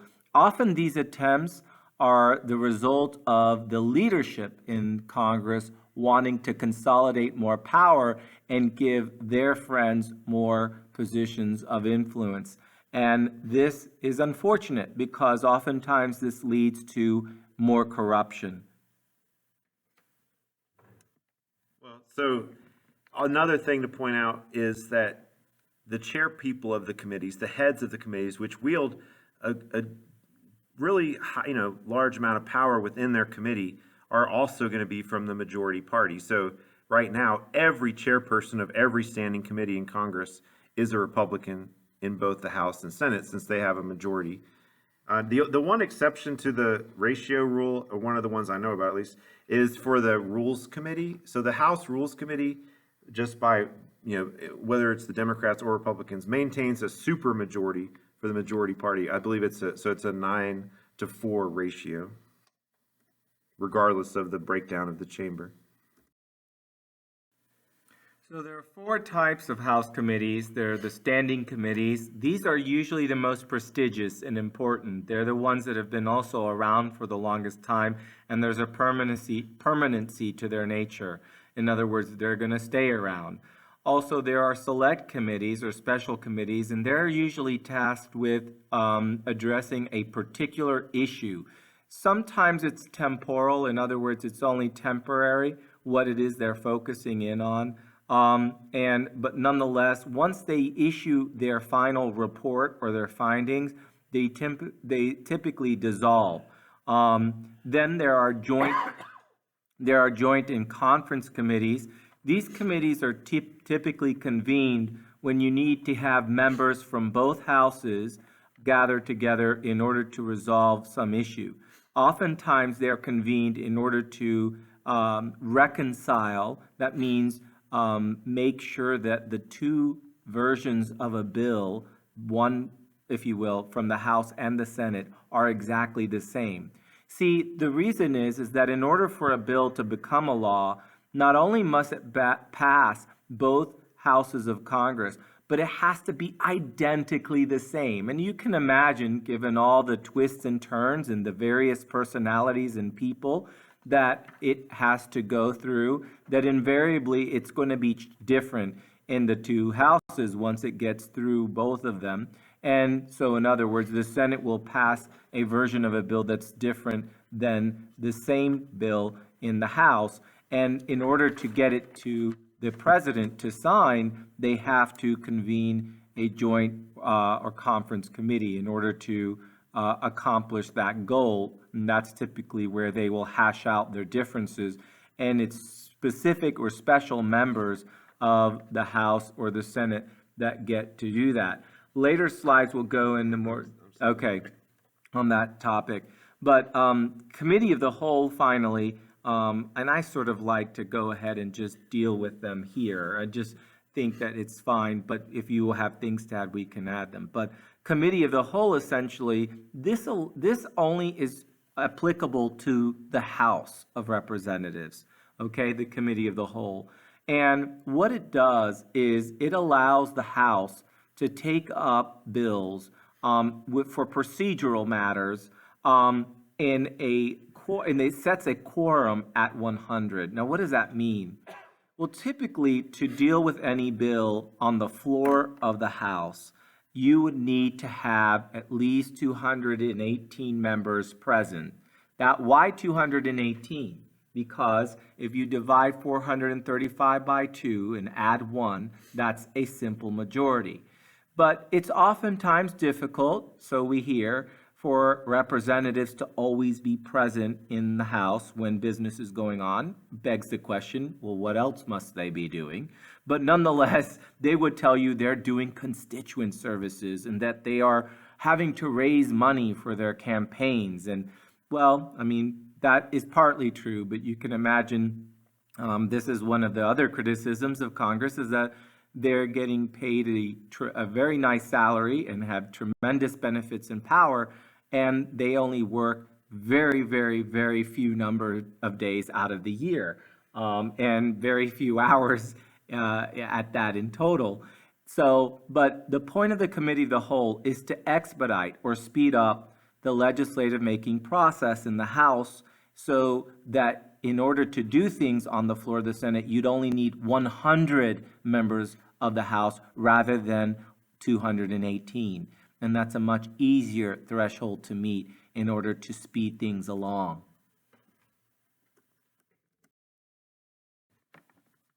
So again, these committees are going to be similar in the House and Senate. The standing committees are permanent committees. They're the ones who deal with the nuts and bolts of legislation. So any bill that's introduced in the House will be sent to one or more of the standing committees by the Speaker of the House. So these committees also, you become an expert. As we talked about, House members tend to be specialists because they probably only serve on maybe one or two of these standing committees. And so they become, if you serve on the same committee for, say, 20 years, and you become quite the expert on education or tax policy or whatever it is. They also have oversight responsibility in these committees, meaning who are they overseeing? What are they overseeing? Well, they pass the laws, but remember the executive branch is then supposed to enforce the laws, but the House and Senate like to keep an ongoing check on the executive branch. They want to make sure the laws that they passed are being executed in the manner that they intended. Now, of course, the executive branch doesn't always appreciate this, but oversight is a very important function of the Congress. It acts as an additional check on the executive branch. And, it's sort of a way just to check up on them and to monitor the laws as they're being carried out, and to also see, is this law working? And, does this law need to be changed or possibly, repealed? So anyway, oversight is a very important function of Congress, and it's done in committee, and you would have oversight over the bills that originated. Looks like the little, I guess the graphics got messed up on this, but a lot of times, at least on the old style exam, they love to hit you with questions on these particular committees. So there's certain committees in the House and Senate that have more power and prestige than the others. Notice how a lot of these also deal with money. Now, one of the most important House committees is called the Committee on Ways and Means, or the Ways and Means Committee. And that is a strange sounding name, and a lot of kids that doesn't ring like, oh, I know what that is. The Education Committee, you know what that deals with. But the Ways and Means, so they come up with the ways and means in which they can pay for things, or in which the government can raise money. And so they basically write the tax laws. And if you remember, all money bills, all taxing and spending bills must originate in the House. So that gives them a tremendous amount of power because they're the ones who essentially craft these laws or these bills. You also have the Rules Committee, which is very important in terms of setting the rules for debate on different bills and deciding which bills go to the House floor for debate or if they go to the floor. The Appropriations Committee appropriates, they dole out or give out the money. They're the ones who authorize spending. In the Senate, you have the Finance Committee, which is similar, is basically the equivalent of the House Ways and Means Committee, so also very powerful, because remember, to pass a bill, the House and the Senate ultimately have to agree to it. The Foreign Relations Committee in the Senate is very powerful. Remember, the Senate has special powers compared to the House over things like ratifying treaties and confirming appointees that deal with foreign relations and so forth. You also have the Appropriations Committee in the Senate. Now, you have a Budget Committee, but the Budget Committee is not as powerful by any stretch as the Ways and Means, Finance, and Appropriations Committees. The Budget Committee basically lays out a blueprint for spending, but they don't actually authorize any specific spending. And if you remember, we were talking about, Mr. Davo was talking about how the government often goes to the brink of disaster, government shutdowns, when they're going to run out of money. I believe they've only passed maybe 4 budgets on time over since, during my lifetime, I think, which is a long time, right? So over the last very, very, very long. So we're talking about since the mid 1970s. I believe they've passed 4 actual full budgets on time. And that is sad.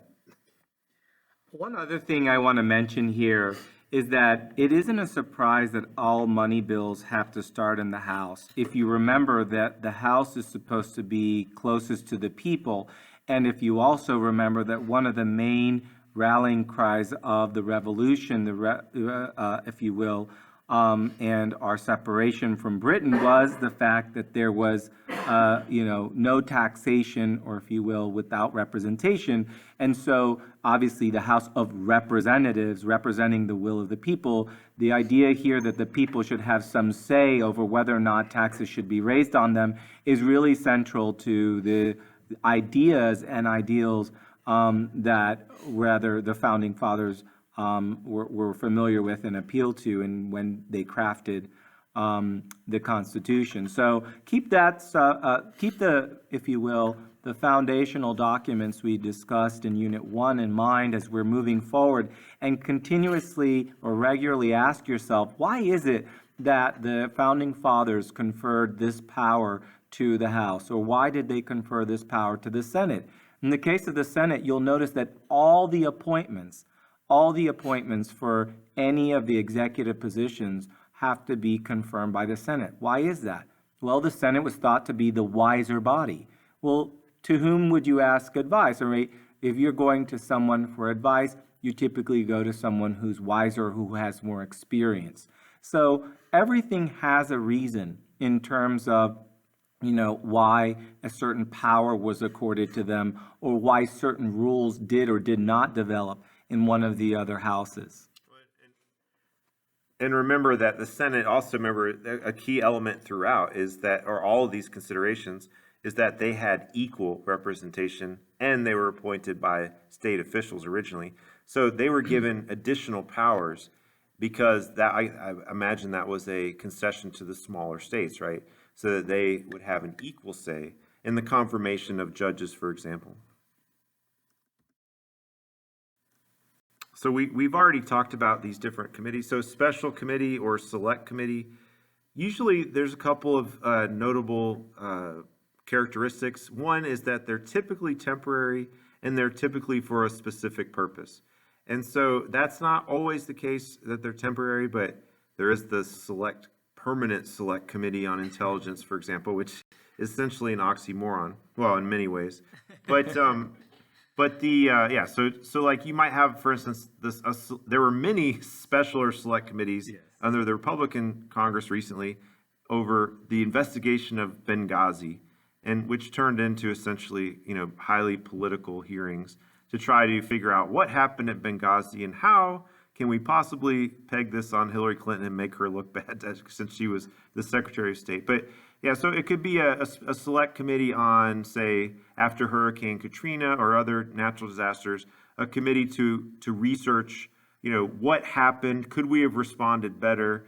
Once they have held hearings and investigated, they typically then write a report on recommendations, and then the committee would disband.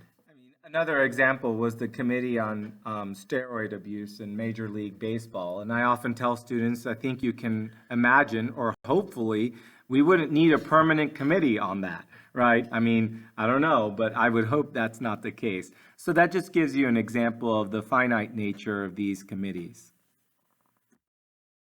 I think we've neglected to mention one aspect, which is, why do you choose to serve on certain committees? I don't think we've talked about that, right? And so, for instance, why would you want to be on one committee or the other? Well, House members, remember, they get to request, and senators request which committees they would like to serve on. Now, usually seniority determines which committees you're assigned to. In other words, if many people want the same committee, you would have to kind of wait in line if you were a new member. Now, but why would a House member, for instance, want to be on the Committee on Agriculture? The Agriculture Committee is not considered a major player in overall policy of the United States, but they are very important when it comes to agricultural policy, right? So if you came from a rural district, say, right, in Iowa or Nebraska, or name the state, if you were from southern Georgia, for example, you may want to be on that committee, because then you will have a direct voice in crafting legislation and considering legislation that affects farmers. And remember, that would also give you an opportunity for constituent service, because you could pass bills to help your constituents, to help your voters.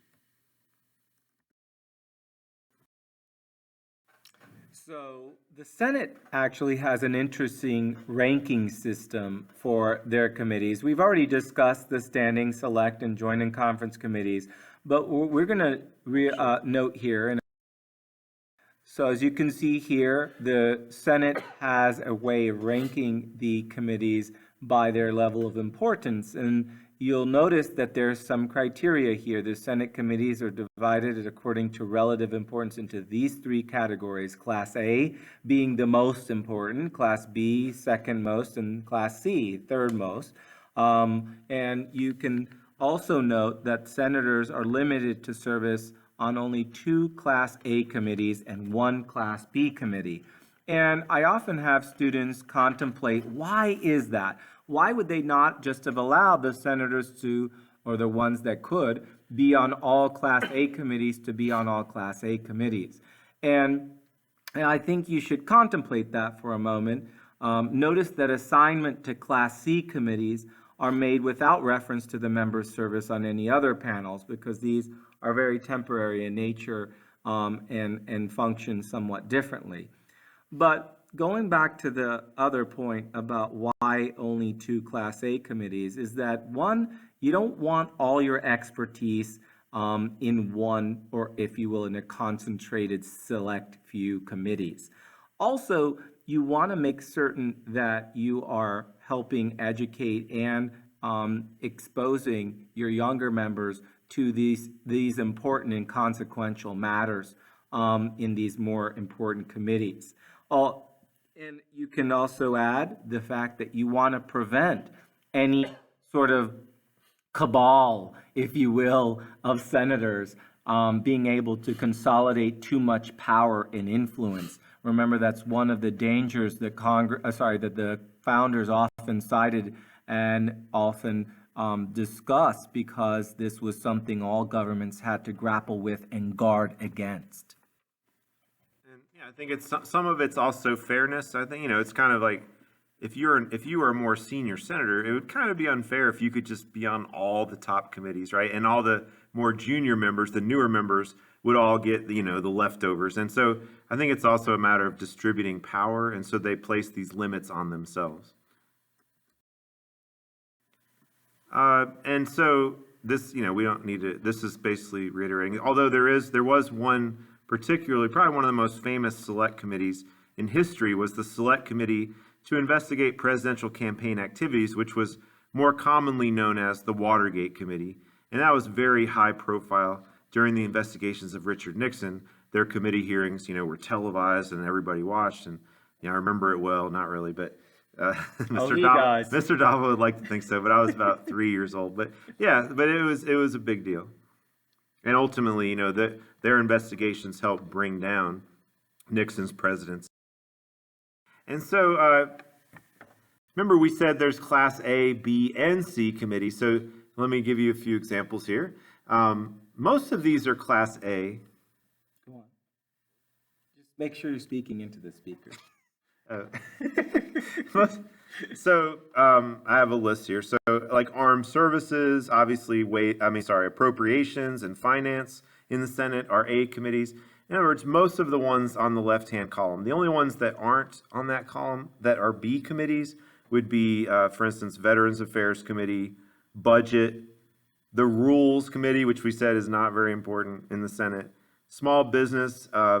So anyway, there's a few on that list. The Joint Economic Committee is a B committee. And then most of the ones on the right-hand side are C committees. So the joint, again, that wonderful Joint Committee on Printing, that must be just so thrilling.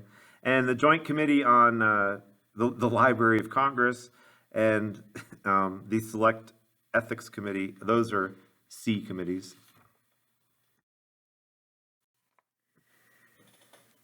This slide is pointing out a common complaint and criticism of Congress. Mr. Phillips will elaborate on how it can also, well, and I will as well a little bit, on how it can also be seen as a good thing, but essentially this is speaking to pork barrel legislation, and what that means is that legislation that makes it through the Senate in particular is often replete, that means full of, or riddled with riders, these what are called non-germane amendments, these, if you will, irrelevant attachments to the bill.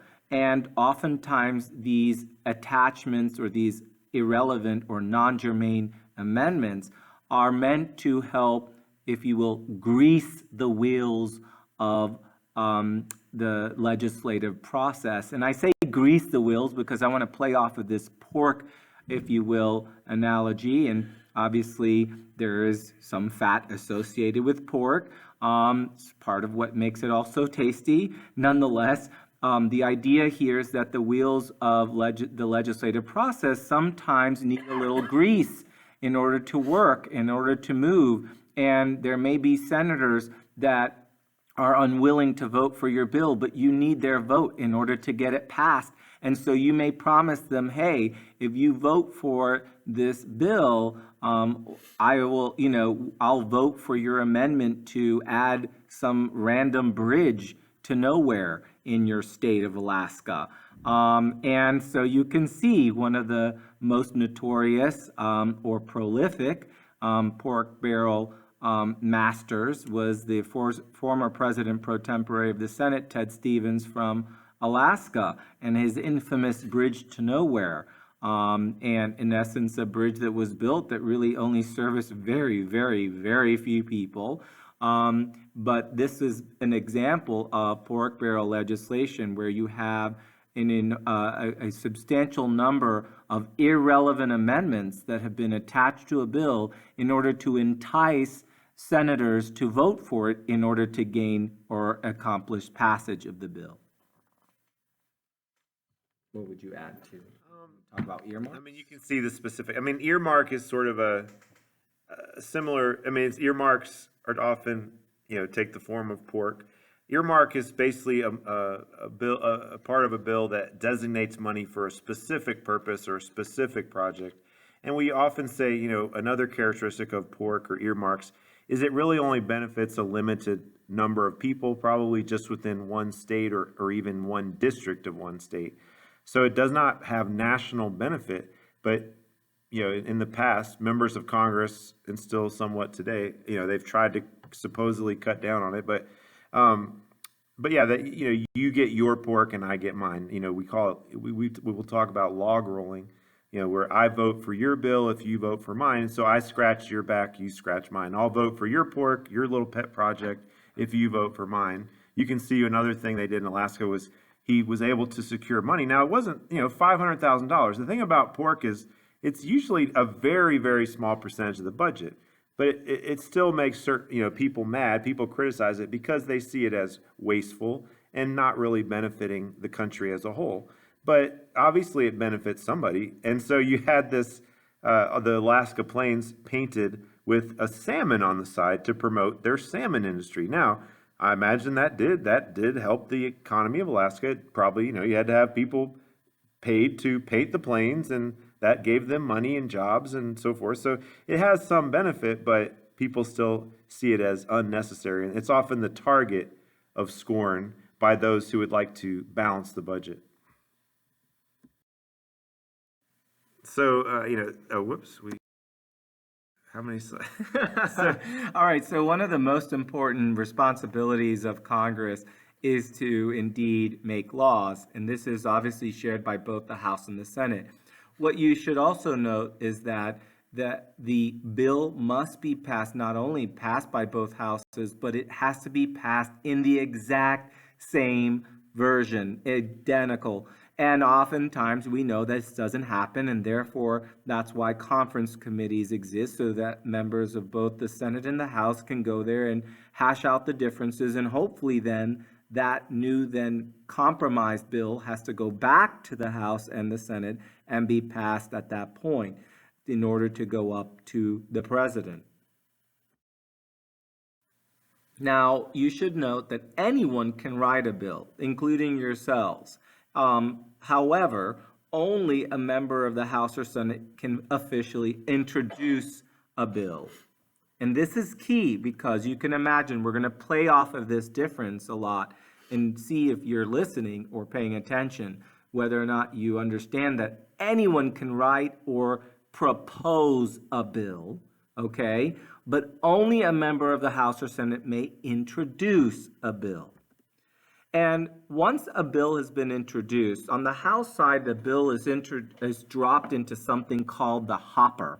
And there, at that point, those bills are then brought to the Speaker of the House, and the Speaker of the House will then refer those bills to the corresponding committee. So if there's a bill on transportation, and he is okay or she is okay with that bill moving forward or along, then he will refer to because it's currently a he will refer that bill to the transportation committee, and so on. On the Senate side, those bills will often go to the steering committee, and the steering committee is oftentimes taking their marching orders from the Senate Majority Leader. The Senate Majority Leader, as Mr. Phillips already pointed out, wields a tremendous amount of influence and power and really determines what is and what is not passed and or dealt with or debated. Now, you'll see that once they have been referred to their respective committees, then they will go through, if you will, the committee process. And what happens at this point is that a bill has to survive the committee process. And what's happening on the committee or in the committees? Well, first they're going to have public hearings on this bill, and they're going to talk about it.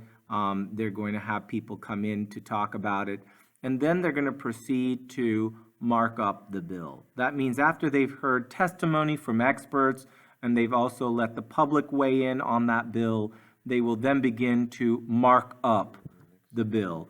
And hold on, I know I'm sort of hitting on these topics, and the next slide may talk about this more so, but I just like going through the process with you when there isn't as much information just being thrown at you. And then finally, once that bill has been marked up, it will either be voted up or down, or in other words, will be reported upon favorably, unfavorably, or it will be tabled. And if a bill is tabled, then it's going to be put in somewhat of a permanent hold. It probably will never make it out of that committee.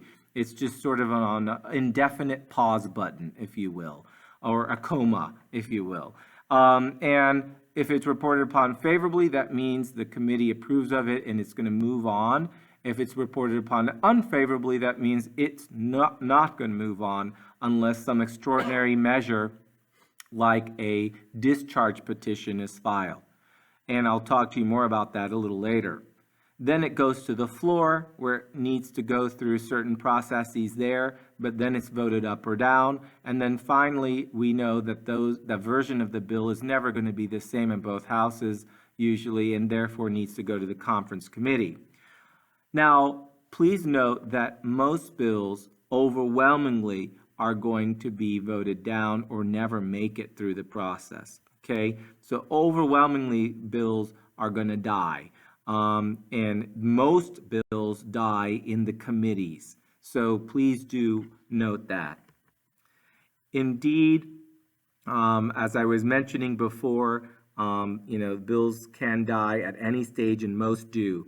I told kids that if an accurate portrayal of how a bill becomes a law was ever made, instead of the bill being just sad, I mean, in essence, it becomes a horror flick because most of these bills are slashed to death in committees or bludgeoned to death in the factional disputes and debates on the floor, and or are pierced through or vetoed or die at the hand of the president. So most of these bills don't really have a good go at it. Here you can see in more detail the process that a bill has to go through in order to become a law. I already talked you through steps 1 through 4.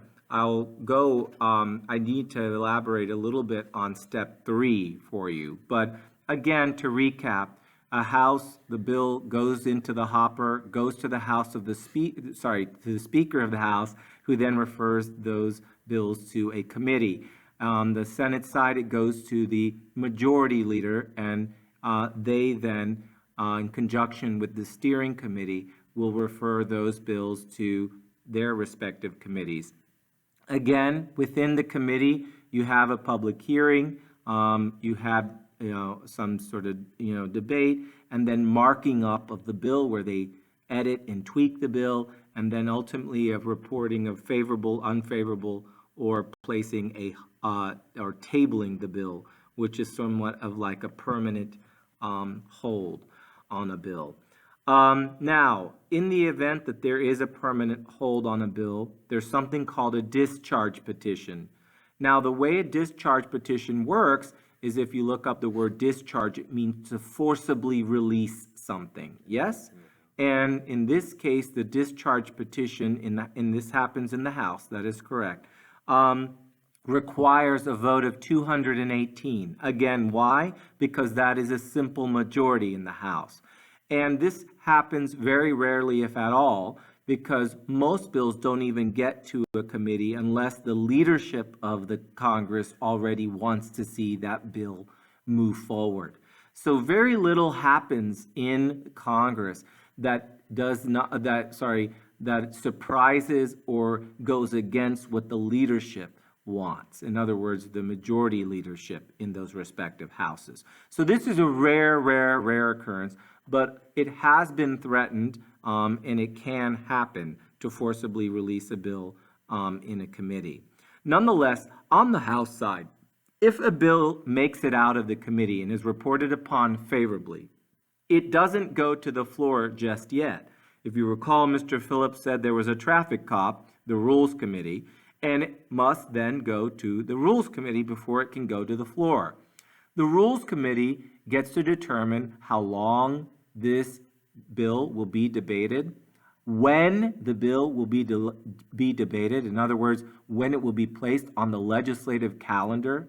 They will also determine the time each member of the House gets to speak or debate the bill, and they will also determine if amendments can be added to the bill or not on the floor. And when we're talking about whether or not amendments can be added to the bill on the floor or not, that is when we talk about the term open or closed rule. The open rule, in other words, if there is a consideration and a bill is given, the open rule essentially is attached to it, then that means amendments can be added to the bill while it's being debated on the floor.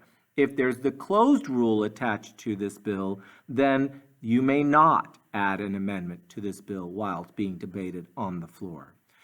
And once they make, or the bill makes it out of the Rules Committee, if it makes it out of the Rules Committee, it then goes to the floor of the House and it will be voted up or down. On the Senate side, once a bill makes it out of committee, it goes directly to the floor and then it's debated. Now notice that the debate time in the House is a fixed number. Yes, it can be up to an hour or 2 hours. But on the Senate side, they can debate a bill indefinitely. Okay? So on to the other body with the same schedule. In other words, once the bill makes it through the gauntlet of one house, it then has to do the same thing in the other house. Now, if both houses pass the bill, they are likely different versions, so the two bills will then go to the conference committee where they hash out those differences. Now, if the conference committee agrees, then the new bill can go back to the two houses for one final vote in both houses. And many bills will die here too. If you notice how many points a bill may die, and you can get a better sense for why few of them ever survive. Now, if both chambers approve the compromise version, the exact same version, then it can go to the president. And a bill can die here too, because the president has the option to veto the bill. But if he doesn't, he often then will sign the bill and it becomes law.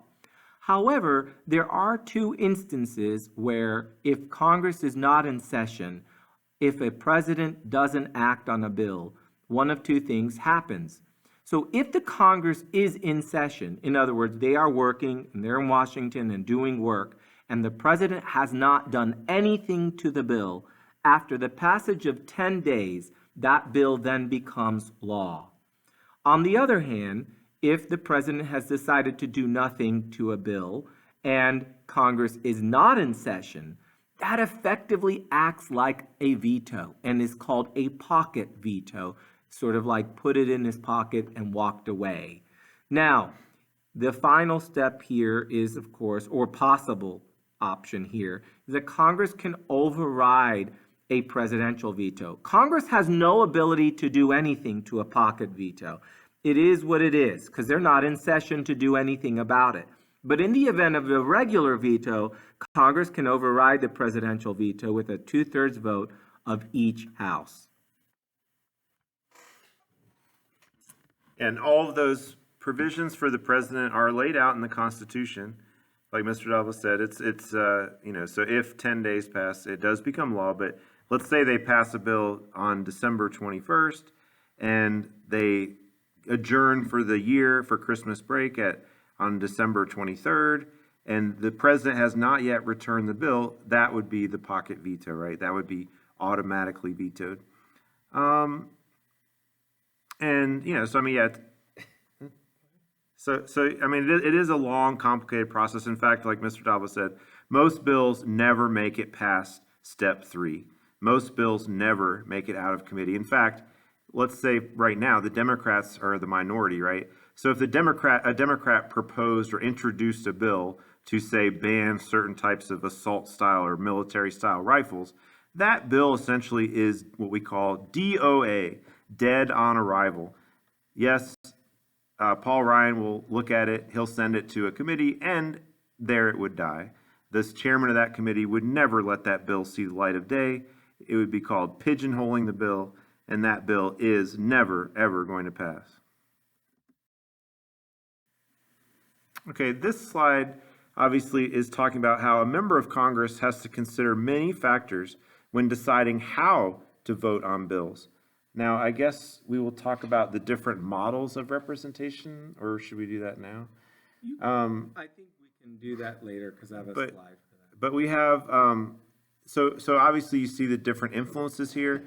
Again, later in the year, we're going to talk more about interest groups, but obviously interest groups have a tremendous influence over members of Congress. They've probably also, if you look at political action committees, who are often tied to these interest groups, and they give financial contributions to members of Congress. So obviously, you know where your bread is buttered. You're going to listen to those groups who have supported you and probably helped you get elected, and you hope they're going to support you in future elections.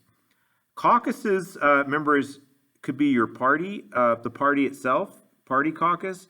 Caucuses can also be groups that you belong to, little smaller groups of individuals in Congress. Like you might be part of the Freedom Caucus, which is a group of conservative House members, or you might be part of, the Military Veterans Caucus. And so those groups that you meet with from time to time may also influence you, but also your party caucuses, or in the case of the Republicans, they call it the conference. Your party leaders, of course, will pressure you to do certain things. So the party leaders, like the speaker or the majority leader, the minority leaders, will pressure their members to stay in line. We'll talk about the whips later.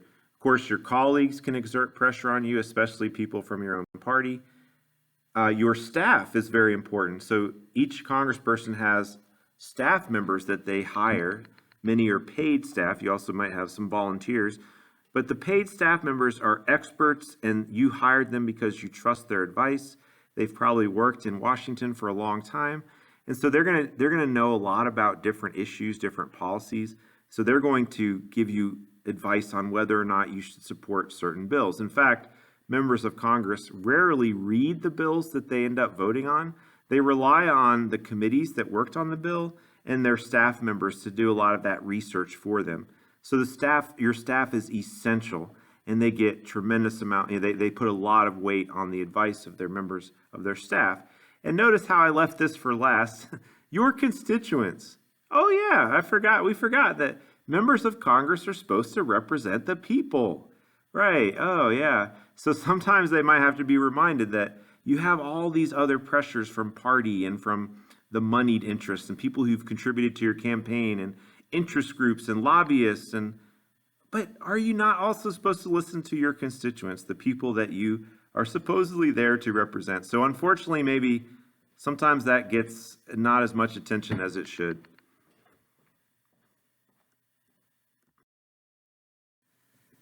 This slide, I believe, is just a more from several years ago. It gives you an example of a bill that was passed through Congress, and so I would say if you want to read this on your own time, it might help you understand the process. Now I know we're going over 2 hours here, so try to pick it up here. But so the Congress deals with all sorts of different types of policy, right? We used to have a separate unit on this. We're trying to kind of combine it. So with this unit, you see the different types of policy that Congress might deal with generally: economic policy, social welfare and domestic policy, and then foreign and military policy. This would be, most laws would probably, or considerations would fall into one of these categories.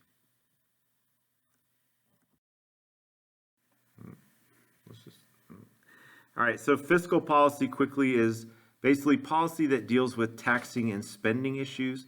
So when Congress deals with a tax bill or a spending bill, it affects the economy, also to borrow money and increase our debt. That's all part of fiscal policy. Monetary policy, as you can see in the root word, is dealing with money. In other words, the actual money in the system, in the economy. And, fiscal policy really involves the two political branches, the executive and the legislative. In the case of monetary policy, however, we're really dealing mostly with the Federal Reserve Bank, which is part of the executive, but it's also an independent body in the executive. It's part of the bureaucracy. Nonetheless, the policy is set by, if you will, the Federal Reserve Bank, and these are appointed, frankly, the head of the Federal Reserve is appointed by the president and approved by the Senate. But what you should know is they act independently. And what is it that they control? In large part, the big thing that they control is the amount of money that's in the market. How do they control this? They control a very important rate called the interest rate. And they can either raise the interest rate, making it more expensive to borrow money, because then that means you have to return more money as you borrow it. In other words, it becomes more expensive to borrow the money. And therefore meaning there's less money in the market in general, because people are less likely to want to take loans or purchase anything because of the higher interest rates. But on the other hand, if the Federal Reserve wants to increase the cash flow in the economy, they can lower the interest rate, making it cheaper to borrow money and, if you will, injecting the economy with more, vigor and life. However, there is a balance to be struck here, because you want to make certain that there isn't too much money in the economy, because that can then lead to inflation, where the value of the money is reduced and then can't really purchase as much. It's weakened, if you will. On the other hand, you don't want it to be so, if you will, cash-strapped, the economy that is, such that there's deflation, and that can also lead to anemic growth, or frankly, a depression or recession. So ultimately, there is an ideal of keeping the interest rate or the inflation rate at around 2%. But I want to leave you with this. The two main goals of the Federal Reserve Bank, and for that matter, monetary policy, is to keep unemployment low and to keep inflation low. So as long as they're achieving those goals, they are achieving their objectives. So we talked about how a big part of what Congress does is budgeting, but we're really more spending money. So they get to decide where the money goes, right? That's really one of their major powers. And so, there is a budget committee that comes up with these plans, but we know that Congress often doesn't pass an actual full budget. They instead keep the government running through what's called continuing resolutions. So they pass like a temporary spending bill to fill in the gaps, and they might fund the government for, say, 3 months. Then we reach another deadline where they have to pass another continuing resolution. So that's that. When it comes to the budget, there is a category of spending called mandatory spending and a category of spending called, if you will, discretionary spending. And oftentimes what you'll see is that mandatory spending will certainly take up the bulk of the spending, but we need to explore it, dig a little deeper to understand what it is. On occasion, you'll hear people call it uncontrollable spending, although I think that's a rather charged term, but it's better known as mandatory spending.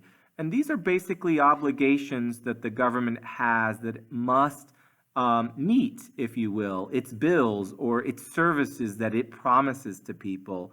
And on that topic of services it promises to people, its citizens, those are often termed entitlements.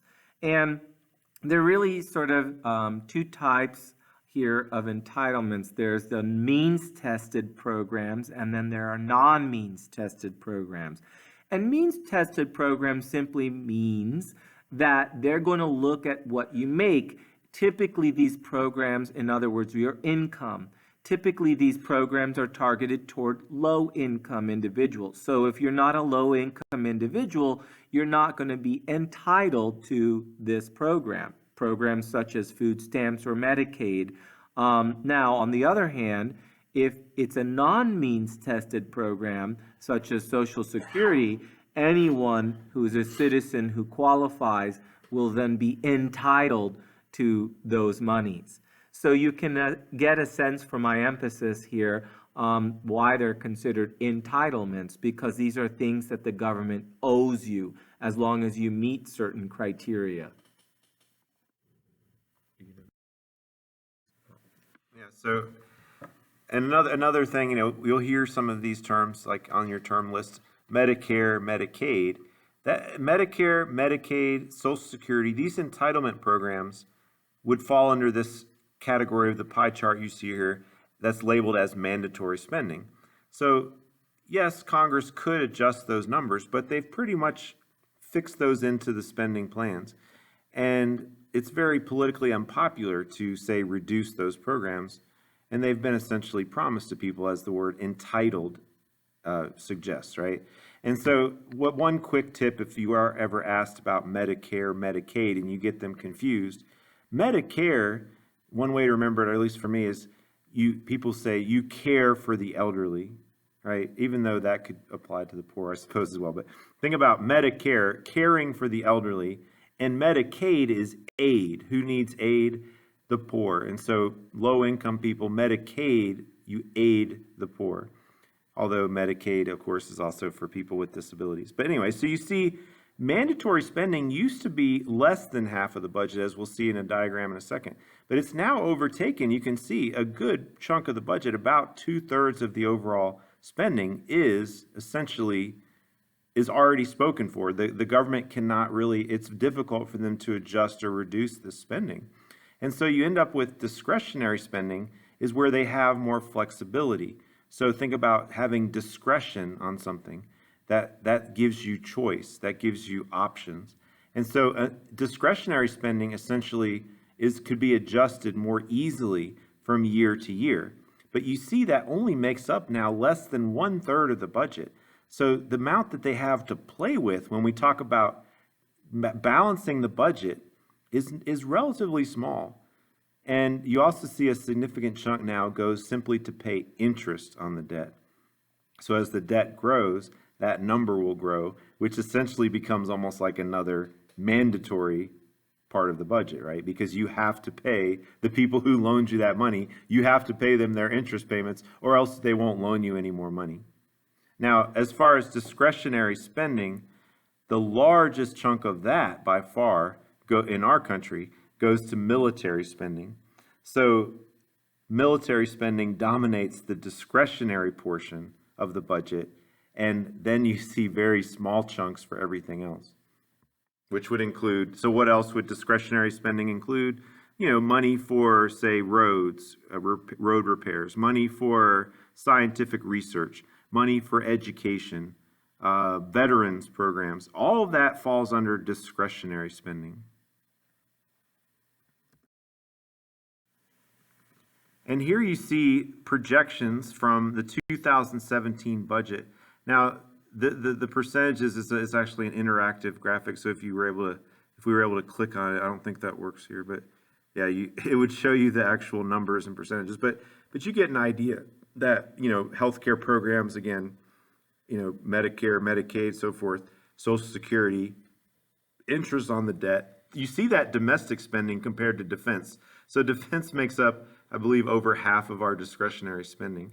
And other safety net programs would be things like food stamps, unemployment benefits, and so forth.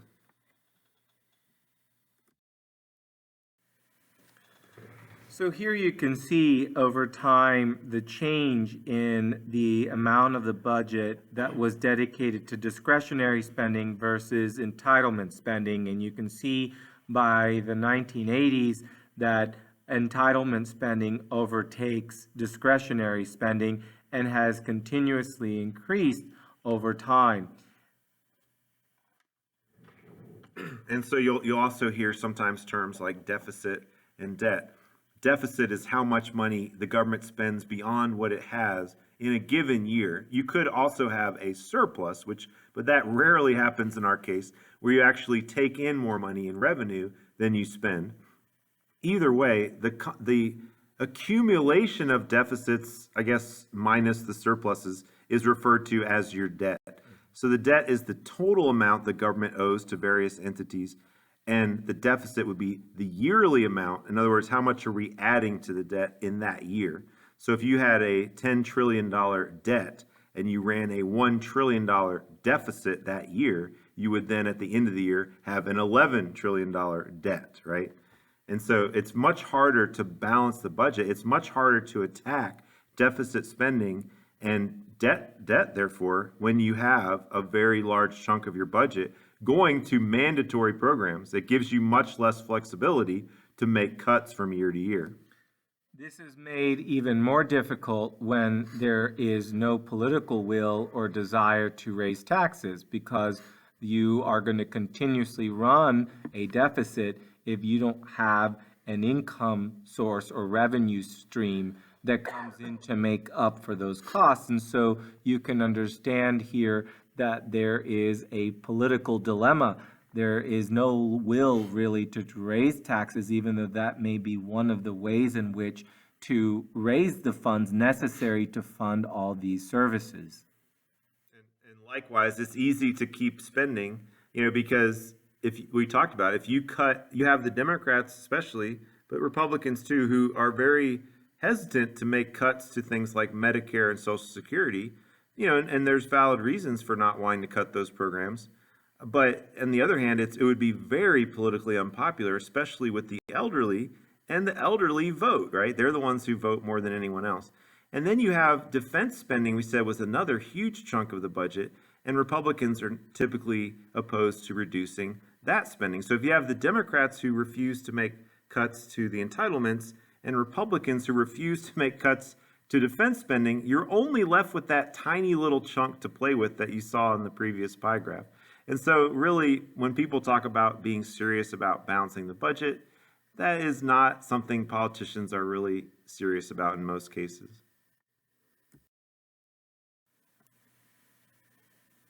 All right. So in this case, we had already talked about that one of the first orders of business after Congress convenes, the new Congress convenes, is that they get into their party caucuses, the gathering of all members of each party in each house of Congress, where they determine the responsibilities, they select party leaders, they assign members to committees, and they set the policy goals. There are also many caucuses organized around interests.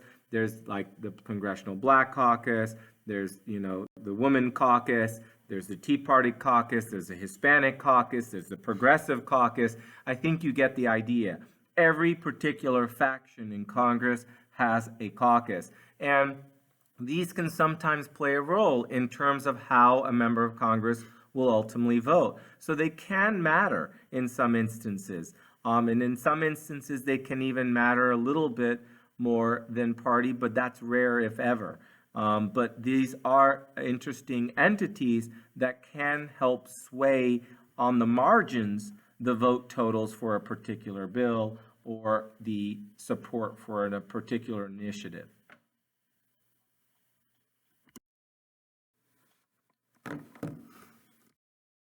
right, so I think we're going to try to speed it up here a little bit, but it's getting late. We're pretty soon it's going to be the next school day. So we have, this is the party breakdown. You see the Republicans currently have a slim majority in the Senate and decent sized majority in the House. But of course we have elections coming up, so we'll see what happens.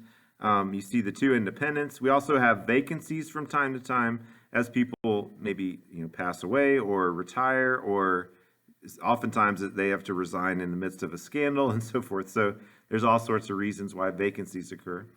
The two independents, we talked about caucusing. It says they caucus with the Democrats, meaning Angus King and Bernie Sanders are both independents, yet they meet with the Democrats. They, in their caucus meetings, they essentially act as Democrats, and they usually vote with the Democrats. We probably are maybe not going to do this quiz. But you do need to know something about these different leaders. I don't know if we can make this fairly quick, but let's look at some of the leaders. You have Paul Ryan, who only recently assumed this position. He's about to step down as well. I can't remember if there's a list of what they do. And for the sake of expediency here, you can see the multiple powers of the Speaker of the House. And in the House, purposely, the Speaker is given a tremendous amount of power because he is supposed to be, or she is supposed to be, the adult in the room, if you will. Because the members of the House, they are many, and they are a bit more unruly, if you will, than their counterparts in the Senate, and therefore need, if you will, more guidance and control. And so you can see that the Speaker of the House pretty much manages every important matter of consequence in the House. Nothing's really going to happen without their approval. So the Speaker of the House, member, is a constitutional position. Now we're getting into party positions, even though in reality the Speaker of the House is very much a member of his party and a partisan. So Paul Ryan is very much going to push policies favoring his party, but that was not necessarily the original intent of the Speaker. So anyway, so technically the leader of the majority party is the majority leader. But again, the reality is the Speaker is the leader of his party. But you see Kevin McCarthy. The majority leader is also called the floor leader. And so their job is basically to make sure legislation that their party prioritizes has a good chance of passing through the House. They help lead the debate of that bill and so forth through the House. So you can see again, he works closely with the Speaker. He's basically his right-hand man, if you will. They're going to work closely together to achieve their party's goals and set the agenda. The House Majority Whip, the whips basically both in the majority and the minority are going to serve a similar function.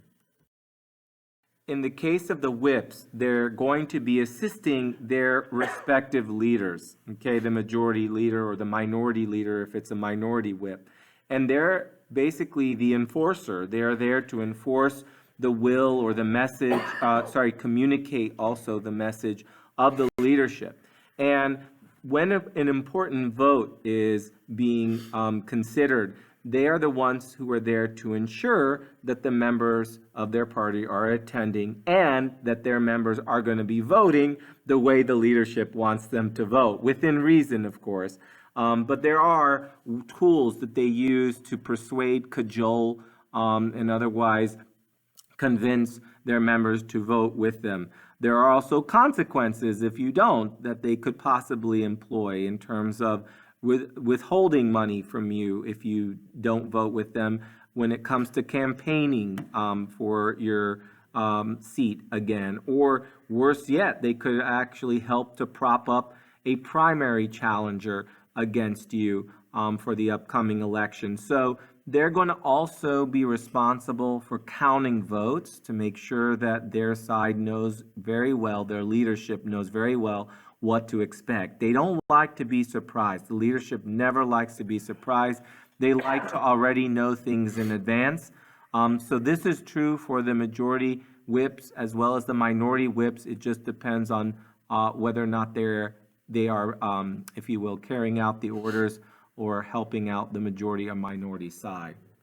So as Mr. Davila said, think about cracking the whip, or they're enforcing party discipline on their members. They're trying to convince their members to vote the party line.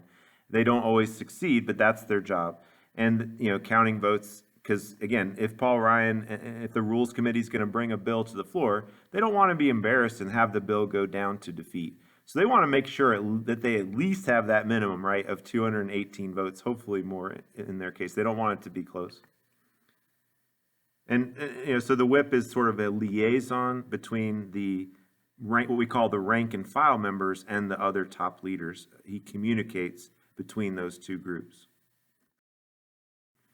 And so when we get to the minority leader, obviously you'd much rather be the majority leader because then you have more votes at your disposal. But the minority leader essentially fulfills a similar role to the majority leader, simply they just don't have as many votes. So the minority leader is trying to push the agenda of in this case, her party, Nancy Pelosi, is trying to push Democratic bills through the House. But of course, that is going to be a somewhat difficult task, right, if not impossible. So really, their job essentially becomes to voice opposition, to offer alternative viewpoints, and in some cases, maybe they could be the deciding votes. If the Republican Party splits on an issue, the Democrats may be able to work out a compromise, say, with more mainstream conservative Republicans. So here you see the roles. And so, again, they're guiding their party's agenda. They're trying to pass bills. But again, it's much harder to be the minority leader. The whips, when we get to whips, essentially, again, it's going to be very repetitive. The whips essentially do the same thing, but again, you'd rather be the majority whip because you have more votes at your disposal. You're going to have a much better chance at getting your agenda passed.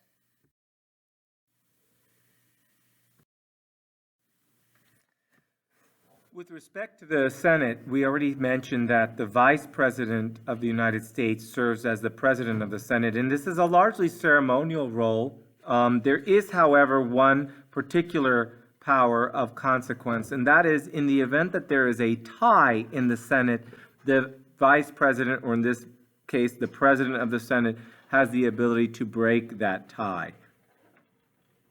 So, remember, this is a constitutionally created position. So the Constitution designates that the Vice President will serve as the President of the Senate. The reality is it's not a strong position, and most vice presidents spend very little time presiding over Senate meetings. So here you can just see some of the duties of the Vice President. Again, it is a constitutionally created position, just like the Speaker of the House. And remember that in the event of the Speaker of the House, as well as the Vice President to some extent, the Constitution didn't originally envision parties. So these positions oftentimes were thought of perhaps as nonpartisan positions. But of course, we know that as time went on and parties formed, they became much more partisan.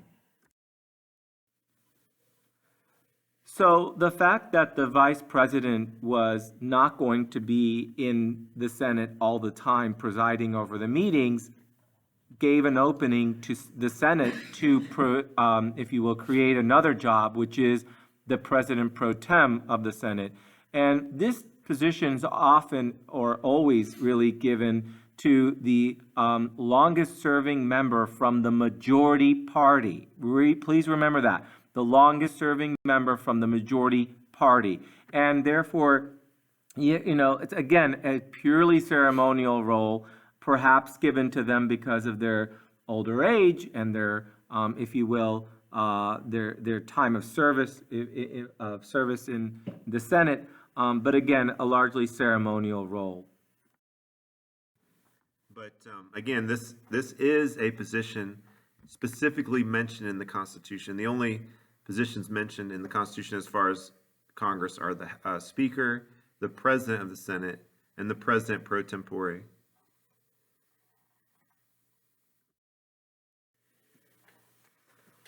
As mentioned before, the Senate Majority Leader wields a tremendous amount of power, and you will see in a moment here are the various powers of the Senate Majority Leader. They determine and manage the schedule of the legislative cycle for the Senate. Now, if you remember from what Mr. Phillips had said before, the Minority Leader on the Senate side also wields a tremendous amount of power. In part, that's because individual senators also wield a tremendous amount of power. If you remember the discussion on the filibuster, also there's fewer of them. So, when you think of that ratio, 1 out of 100 is, more significant, if you will, number than 1 out of 435 for that matter. But nonetheless, I mention this because while it is true that the Senate Majority Leader really drives the legislative agenda, they often do this in conjunction and in collaboration with the Senate Minority Leader.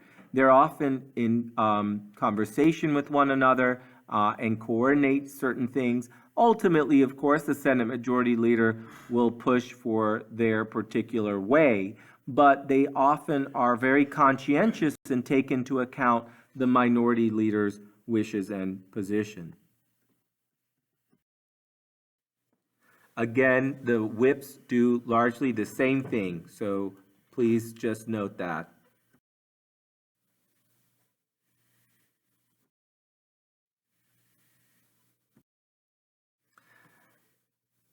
As mentioned before, the Minority Leader wields a lot more power than on the Senate side than on the House side.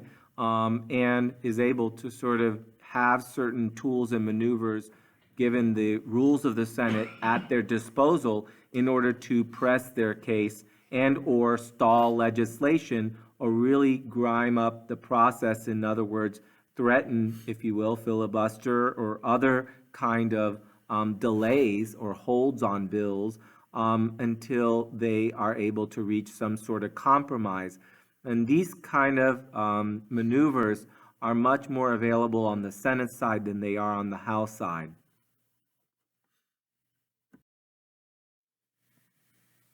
Again, the whips do the same thing in either house and for their respective parties.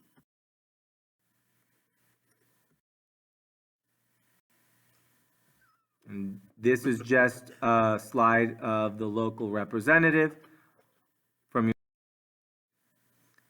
Here are the two senators from Georgia. The senior senator is the longer serving senator. You can note that. So notice that David Perdue was elected in 2014. So neither of our senators are up for re-election in this cycle that we're currently in, 2018 midterms, but David Perdue will be up for re-election in 2020. This is definitely not up to date, but it does show the numbers are accurate. The 10 Republicans and 4 Democrats from Georgia, even though, again, Georgia is fairly balanced if you look at their party identification. So that's where you get, your gerrymandering. Oh, God.